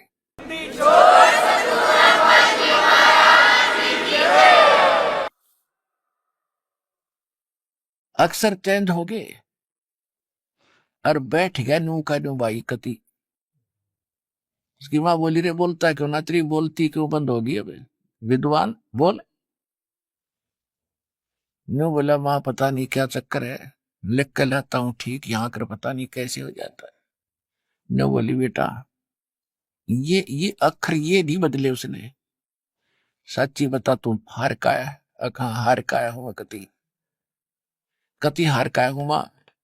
अरे मेरा भी दिल डिग गया जब यू चमत्कार देखा वो परमात्मा पर। उसकी माँ बोली बेटा यू भगवान है, तेरा चौंध लागी ब्राह्मण कुल में जन्म होते, अरे कितने दिन रहेगा तू विद्वान औरों को सुनाता फिरे कि किसी भी योनि में जीव जा सकता है, पिछली कथाएं सुनाते हो तो टटीरी तक की कहानी सुनाते हो, तेरी अगला जन्म बेटा बहुत बुरा होगा और मैं देख नहीं सकती अपने बेटे की दुर्गति।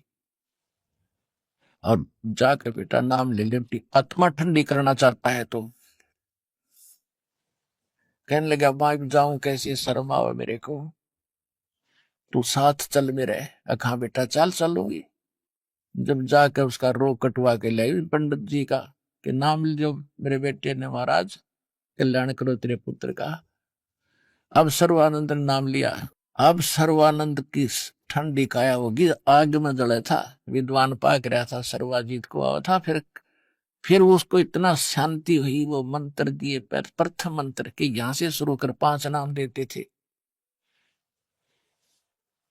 और फिर सतनाम दिया उसको। अब सर्वानंद की कोई नहीं मानने, परम ब्राह्मण तेरे तो मेंटल हो गया, पता नहीं के जादू जंतर करे दानक दुलाहा, जो भी उसके पास जाता उसी के गुण गाने लग जाता है, पता नहीं कैसा जल पिलाता है, पता नहीं कैसा सम्मोहन क्रिया जानता है। सम्मोहन क्रिया नहीं जानता, वो तो अनमोल ज्ञान लिए बैठा है। अब जो पी लेता उस अमृत को उसी की भांग उतर जाती है। भ्रंग मता इसको कहते हैं कि गुरुजी अपने समान बना लेते हैं, अपना ज्ञान सुना सुना के वो शिष्य भी ऐसे ही बोलने लग जाते हैं सत्य के आधार से। इसको भ्रंग मता कहते हैं। दर्शकों, इससे यह स्पष्ट होता है कि सच्चा ज्ञान वही है जो जाति, धर्म या जन्म से ऊपर उठकर सभी को समान रूप से मोक्ष का मार्ग दिखाए। तत्व ज्ञान का मुख्य उद्देश्य हर व्यक्ति को यह समझाना है कि प्रभु की दृष्टि में सभी समान हैं और केवल सतभक्ति के माध्यम से ही मोक्ष संभव है। यह तथ्य स्पष्ट रूप से बताता है कि ज्ञान और भक्ति जाति के बंधनों से मुक्त हैं। इसे अपनाने वाला ही सच्चे अर्थों में आध्यात्मिक ऊंचाई पर पहुंच सकता है और प्रभु की कृपा का पात्र बन सकता है। सवाल नंबर 4, क्या ब्राह्मण और शूद्र का निर्धारण जन्म से होता है या फिर व्यक्ति के कर्म और व्यवहार ही उसे श्रेष्ठ या निम्न बनाते हैं?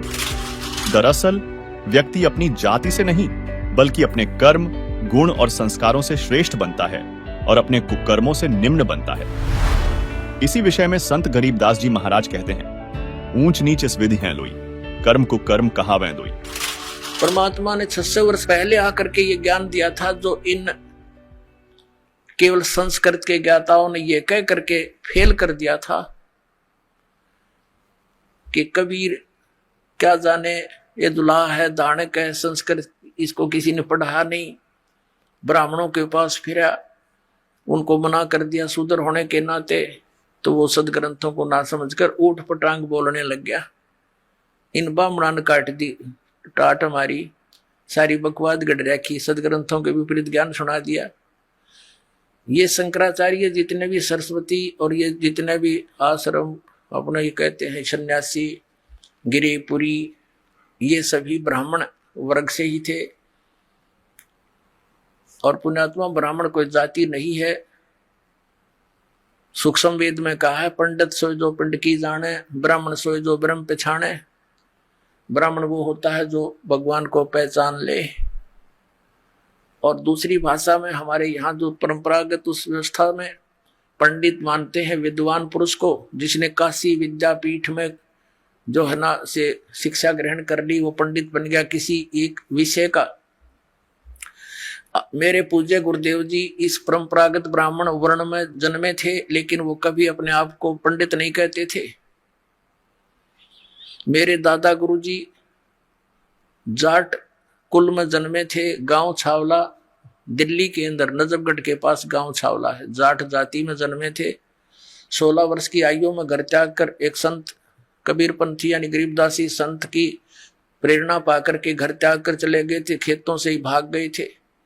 और उसने देखा, उस गुरुदेव ने, हमारे जो दादा गुरुजी थे, उसने देखा कि लड़का बहुत होनहार है, उसको काशी विद्यापीठ में पढ़ने के लिए भेज दिया। वहां से वो 4 विषय के आचार्य बन गए। उनको पंडित चिदानंद नाम से जाना जाता था। अब हरियाणा में जिला सोनीपत खुरखोदा के पास एक छोटा सा गांव है गोपालपुर। उस गोपालपुर गांव के अंदर पंडित चिदानंद नाम से हमारे परदादा गुरुजी का आश्रम है।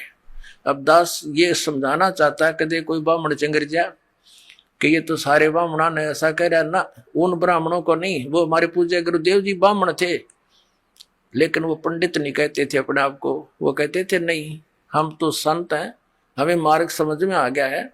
लेकिन हमारे दादा गुरुजी को जो जाट होते हुए पंडित कहलाए, तो इस दृष्टिकोण से उन पंडितों के लिए दास कह रहा है जिन्होंने गुरु पद प्राप्त करके और कई विषयों के आचार्य भी बन गए, पंडित कहलाए और सदग्रंथों से परिचित नहीं हो पाए। दर्शकों, इतिहास इस बात का गवाह है कि समाज के सभी महान संत और महापुरुष साधारण जाति में जन्म लेने के बावजूद अपनी शिक्षाओं और आदर्शों से अमर हो गए। इन संतों ने हमें सिखाया कि ईश्वर के लिए सभी जीव समान हैं। वह न जाति देखता है न मजहब। असल में सच्चा भेदभाव हमारी मानसिकता में है, जिसे केवल तत्वज्ञान और सच्चे मार्गदर्शन के माध्यम से ही मिटाया जा सकता है। अब सुनिए संत रविदास जी ने 700 ब्राह्मणों का किस तरह भ्रम खंडन किया। एक बार आदरणीय रविदास जी ये चमार जाति में थे और एक राजा की रानी उनकी शिष्या बन गई थी। उनके ज्ञान विचार और एक शर्त उसके अंदर अच्छी आस्था हो गई थी। उसको कोई ऐसी दिक्कत थी जिस कारण से आदरणीय रविदास साहिब जी से वो ठीक हो गई थी, तो बड़ी आस्था बन गई थी। तो पुण्यात्मा एक दिन रानी ने कहा, गुरुदेव मैं एक धर्म यज्ञ करना चाहती हूँ, जैसे सुना करते सत्संग में।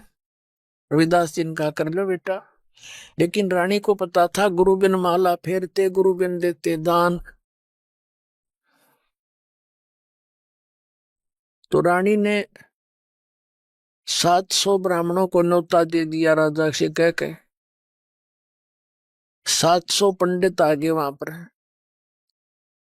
उनका भोजन बनवा दिया और पंगत में बैठ के खाना खाने की तैयारी होगी। उधर से रविदास जी को दे रखा अलग से आसन, क्योंकि गुरुजी थे सुंदर आसन पर विराजमान थे साथ में ही बिल्कुल। जब पंडित जी बैठ गए सारे पंक्ति में, भोजन परोस दिया, डाल दिया सबके सामने, तब उनकी दृष्टि पड़ी, देखा कि ये चमार बैठा है यहाँ पर। सभी उठकर खड़े हो गए कि रानी आपने हमारा अनादर कर दिया है, आपने हमारा धर्म बिगाड़ दिया है, इस चमार को यहाँ बैठा रखा है और हमारे भंडारे के पास। अब रविदास जी खड़े हो गए और वो उठ कर चल पड़े थे ब्राह्मण के, हम नहीं खाएंगे यहाँ भोजन को। अब रविदास जी खड़े हुए कि महाराज मेरे से गलती होगी, मैं अपनी औकात भूल गया, मैं इस बेटी ने के दिल को नहीं तोड़ना चाहा, मैंने इन्होंने यहाँ बैठा दिया, मैं बैठ गया, मैं गलत बैठ गया यहाँ पर। मेरा स्थान तो आपके जूतों में था, मैं वहां बैठता हूँ, अब भोजन खाओ, भोजन छोड़ के नहीं जाना चाहिए। अब रानी कहने लगी महाराज जी आप यहाँ बैठो, ये जाम है तो जान दे इनको। परमात्मा बोले बेटा नहीं, भक्तों को ऐसे नाराज नहीं करा करते महापुरुषों को, मैं वहां बैठ जाऊंगा, मेरा क्या बिगड़ा है बता, मेरी आज्ञा का पालन करो। अब रानी के गुरुजी थे वह चुप होगी। गरीब रविदास जी वहां बैठ गए जाकर, जाऊन बामणा ने जूते काट रखे थे, भोजन करो आप, मैं यहाँ बैठा हूँ। बैठ गए फिर वो सारे लगे खाना खाने। तो प्रत्येक ब्राह्मण के साथ 700 रूप बन गए रविदास जी के, और सबके साथ खावा थाली में। वो ब्राह्मण नो करे तेरे साथ ही चमार खावे, नो कहे तेरे साथ भी खा रहा है, सारे कूद कूद पड़े।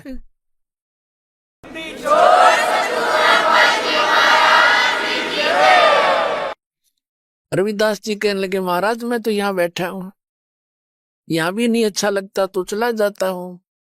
तो अब सारे के वो खड़े हो गए, तो रविदास जी भी सबके साथ एक एक खड़े। तब रविदास जी कहने लगे कि ये चोटा रखवावत है, अरे गले में जनेऊ गला मार डालन तो भगवान नहीं मिले, तुम तो सूत इस कच्चे धागे का बांध रहे हो, तुम जनेऊ ला मैं दिखाता हूँ जनेऊ। गोज में गाल रहे थे वह जूते चाम चीरण की एक खुरपी सी, और कहते नो अपना यहां से ऐसे करके दिखा दिया। नो बोला देखो, कहते सोने का जनेऊ था अंदर साइड में, वो तो लीला थी के जनेऊ तक के थे, सोने का जनेऊ दिखाया रविदास जी ने। कहते इन जनेऊआ तो बात नहीं बना भाई, भक्ति करें पार पड़ेगी, आंडो पेट भरते तुम भी गधे बनोगे। 1.5 घंटा प्रवचन किया रविदास जी ने, कबीर परमात्मा से सुने हुए ज्ञान की। 700 के 700 ने अपने वो जनेऊ तोड़ तोड़ घेर दिए, काट दिए उड़े। कहते 100 मन सूत बनया था, गरीबदास जी ने लिखा है उन गलाम्या का 100 मन सूत इतना लटकाया ने थे, और लेकर नाम अपना गुजारा किया। तो यही प्रमाण समझ लेना, एक योगी ज्ञान भी देगा समाधान भी करेगा, उसके पास परमात्मा का वो सत्य भक्ति मंत्र होता है। गौरतलब है कि भगवान का संदेश बिल्कुल साफ है, सब उसके बच्चे हैं और उसने किसी को ऊंचा या नीचा नहीं बनाया। तो फिर सवाल यह उठता है, अगर भगवान ने भेदभाव नहीं किया तो इंसान क्यों करे? अब समय आ गया है कि हम भेदभाव की इस दीवार को तोड़ें और ईश्वर द्वारा बनाई गई समानता को अपनाएं। जाति नहीं जगदीश की, हरिजन की कहां हुए, जात पात के बीच में डूब मरो मत कोय। वहीं संत गरीबदास जी महाराज बताते हैं, ऊंचे कुल में दुर्योधन रावण, नीचे कुल की गणिका, गणिका भिलनी पार उतर गई, गर्व करो मत धन का। दर्शकों अब आइए जानते हैं कलयुग के ब्राह्मणों के विषय में श्रीमद् देवी भागवत में क्या कहा गया है। देखिए। सौभाग्य आपका, आपको ये अमृत ज्ञान सुनने को और देखने को मिल रहा है। ये छठा स्कंद संक्षिप्त देवी भागवत 414 पृष्ठ पे। जन्मेजय ने पूछा, महाभाग किस युग में कैसा धर्म का स्वरूप है, इस संपूर्ण विषय को विशेष रूप से बताने की कृपा कीजिए। व्यास जी बोले, राजन यह निश्चय है कि सतयुग में ब्राह्मण वेद के पूर्ण विद्वान थे। देखिए व्यास जी कह रहे हैं कि सतयुग में ब्राह्मण वेद के पूर्ण विद्वान थे, और उनके द्वारा निरंतर भगवती जगदम्बा यानी देवी का, दुर्गा की आराधना होती थी। भगवती का दर्शन करने के लिए उनका मन सदा ललायित रहता था। प्रत्येक गांव में शक्ति का मंदिर उद्घाटन हो, इस विषय की उनके मन में बड़ी उत्सुकता रहती थी। देवी की पूजा करा करते और वेद के विद्वान है तेरा गजब है। और ये सतयुग में ये मंदिर का लठी कटवाए नकली ब्राह्मणा ने, ये काम बिगाड़ रखा सारा, अपने स्वार्थ बस अपने चेले बिठा दिए, उन्हें पूजा लागी, इनकी मौज माचगी। प्रत्येक गांव में शक्ति का मंदिर हो। अब यहाँ क्या बता, देखिए ये तो सतयुग के ब्राह्मणों की स्थिति। अब कलयुग के ब्राह्मणों की सती थी, और सुन लो इसी पवित्र पुराण में।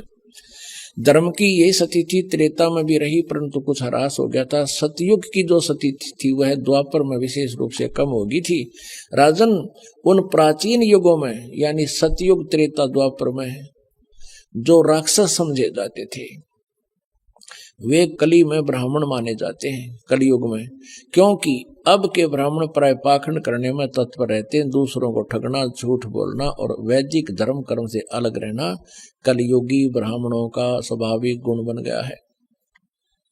पुण्यात्माओं, परमेश्वर ने 600 वर्ष पहले कहा था। वेद पढ़े पर वेद न जाने, ये बाँचे पुराण 18। और पत्थर को ये पत्ते खुआवे, भूल गए सिरजनहारा। वेद पढ़े वेद नहीं जाने, अरे ये बाँचे पुराण 18। और क्या कहेगा पता नहीं, लेकिन पुराणों में क्या लिखा हुआ है। ब्रह्मा जी अजरो अमर है, सर्वेश्वर है, महेश्वर है, इनकी कोई माता पिता नहीं, यही समृद्ध शक्ति है। और ये जन्मते मरते नहीं। और पुराणों में लिखा है ये जन्मते और मरते हैं, इनका तो जन्म और मृत्यु होती है। परमात्मा जब तक हम अपने उन पवित्र सदग्रंथों से स्वयं परिचित नहीं होंगे, तो हमारे अंदर जो जमा हुआ ये युगों युगों का लोक वेद या दंत कथा अटे नहीं। और इसके हटे बिना भगवान की रुचि बढ़े नहीं तो हमारी इन्हीं में आस्था पड़ी रहेगी। तो दास का उद्देश्य यही है कि आपको रूबरू करा दूं, ताकि आप प्रत्यक्ष प्रमाण देखकर भगवान को पहचान सके और ज्ञान समझ सके। और ज्ञान समझ में आ गया, फिर तो ये परमात्मा की महिमा बच्चा बच्चा गाया करेगा। सच्चे संत वही होते हैं जो समाज में व्याप्त अंधविश्वास और जातिवाद जैसे विकारों को समाप्त करने के लिए केवल विचार नहीं करते, बल्कि इसके खिलाफ ठोस कदम भी उठाते हैं। इस दिशा में संत रामपाल जी महाराज एकमात्र ऐसे संत हैं जिन्होंने जातिवाद को समाप्त करने के लिए ठोस और प्रभावी कदम उठाए हैं। उनके आश्रमों में अंतरजातीय विवाह को न केवल प्रोत्साहित किया जाता है, बल्कि भंडारे, सत्संग और नाम दीक्षा जैसी सभी गतिविधियों में पूर्ण समानता सुनिश्चित की जाती है। यहाँ जातिवाद का कोई स्थान नहीं है और हर व्यक्ति को समान अधिकार और सम्मान प्राप्त होता है। संत रामपाल जी के इन प्रयासों ने यह सिद्ध कर दिया है कि पूर्ण संत वही होते हैं जो समाज की मानसिकता को सुधारकर समानता और भाईचारे की दिशा में कार्य करें।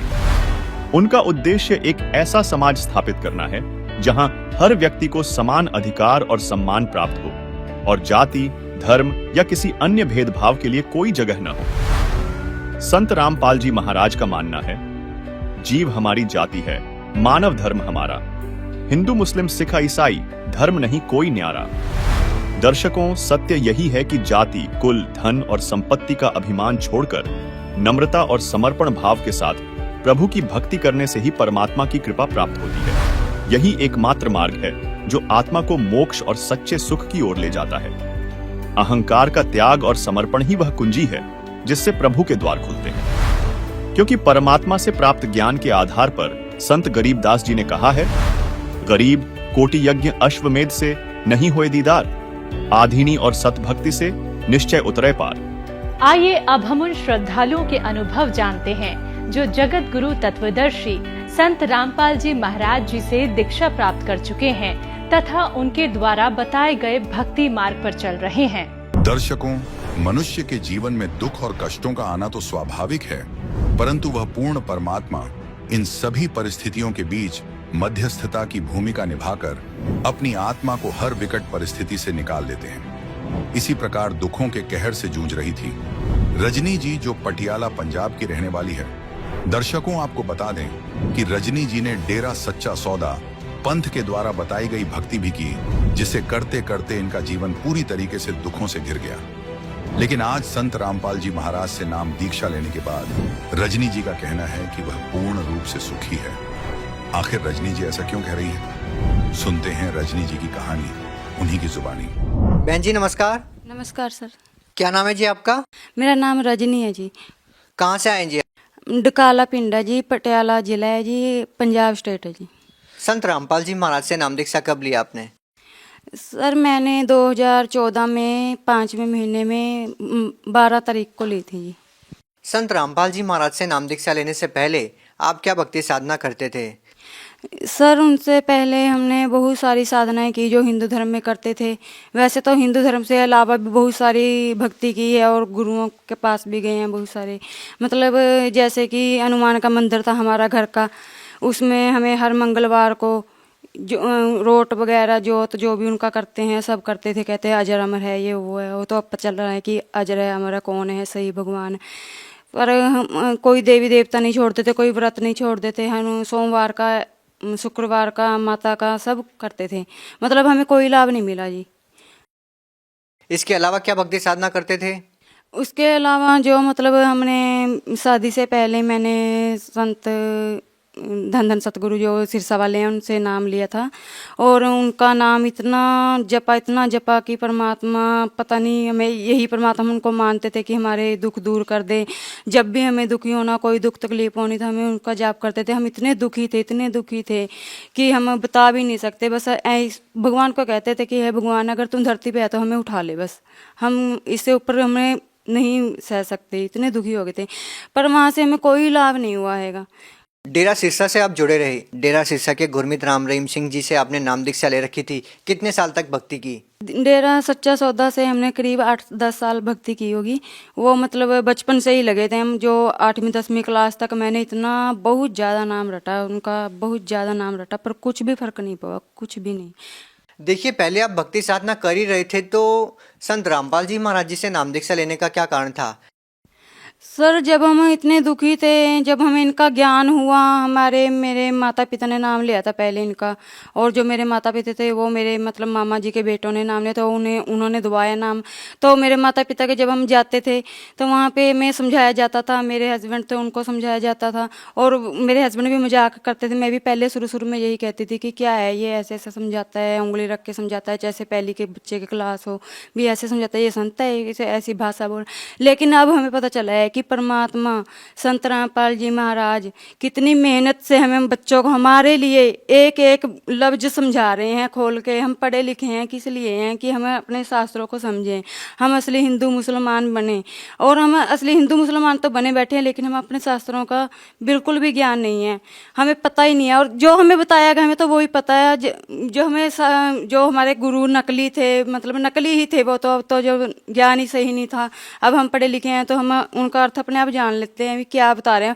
जब हमने देखा कि संत तो ये बैठे हैं, परमात्मा भी यही है, अब जब जिसने हमारे शास्त्रों के अनुसार भक्ति देती, तो हमारे शास्त्रों में बताया गया है भी जो शास्त्रों के अनुसार भक्ति देगा वही परमात्मा होगा, वही संत होगा, वही हमारा दूत होगा, जो कि हर एक प्राणी को सुख शांति दे सकता है और मोक्ष दे सकता है।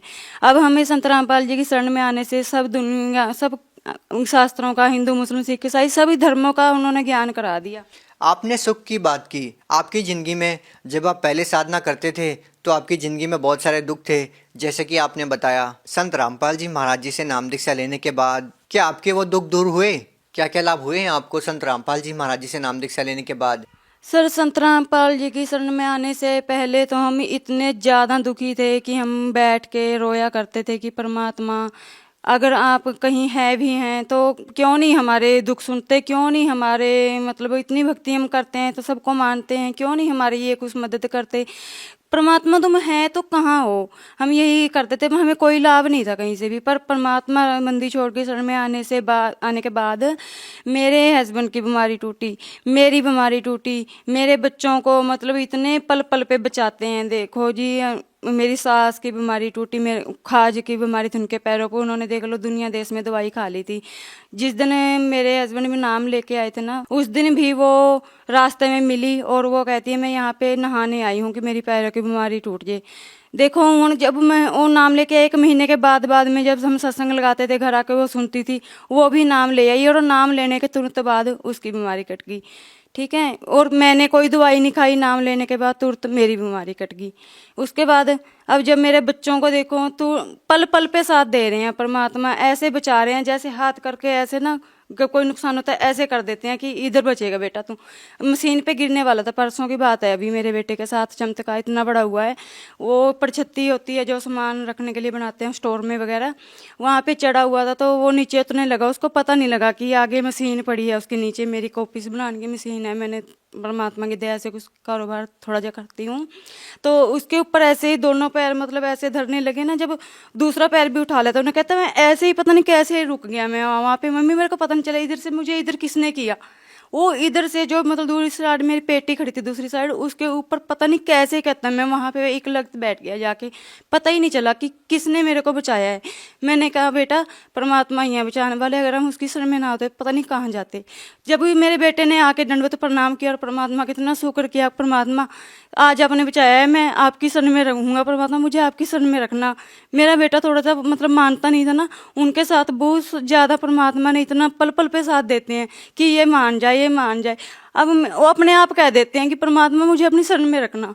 नहीं तो इतनी दुखी थी कि पता नहीं वो मानेगा कि नहीं मानेगा। सर जो मतलब सबसे बड़ा लाभ है मेरी ज़िंदगी का वो तो यही है कि जो मेरे हस्बैंड थे, मेरे घर वाले थे, वो इतने नशे करने लगे थे, दारू नहीं छोड़ते थे, भीम नहीं छोड़ते थे, बुक्की नहीं छोड़ते थे, और फिर घर में आके कला केस पैसों की मतलब जो लुटाते थे वो अलग से, जो दुख तकलीफ सी वो अलग से, और जो मेरा मन दुखी होता था ऐसा लगता था कि जैसे कुछ खा के मर जाए बस।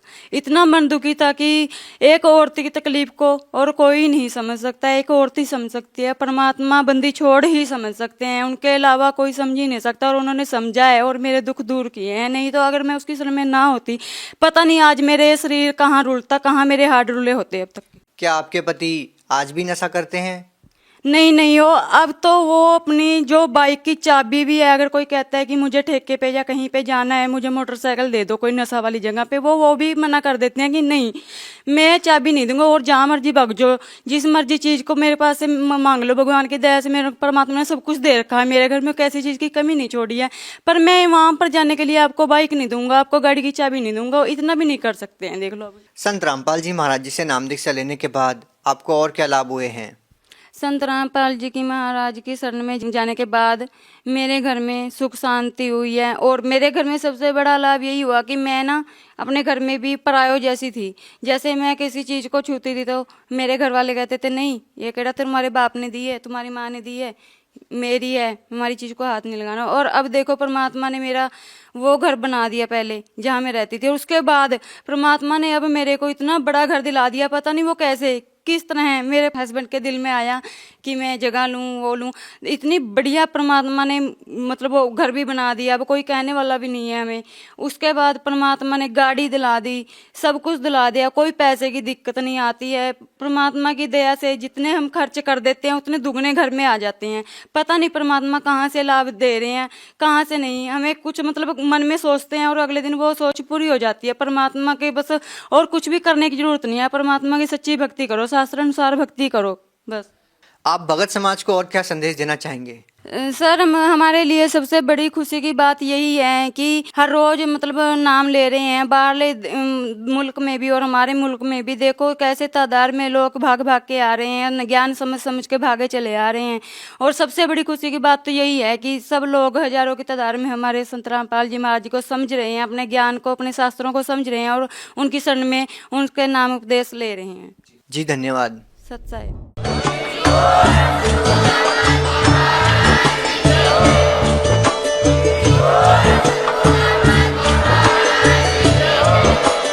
आप सुन रहे थे जगत गुरु तत्वदर्शी संत रामपाल जी महाराज जी के मंगल प्रवचन। अधिक जानकारी के लिए विजिट कीजिए हमारी वेबसाइट www.jagatgururampalji.org। संत रामपाल जी महाराज जी के शुभ आशीर्वाद से पूरे विश्व भर में 500 से भी ज्यादा नाम दीक्षा केंद्र हैं, जिन पर संत रामपाल जी महाराज जी द्वारा ऑनलाइन निशुल्क नाम दीक्षा दी जा रही है। अपने नजदीकी नाम दीक्षा केंद्र का पता करने के लिए संपर्क करें 8222880541।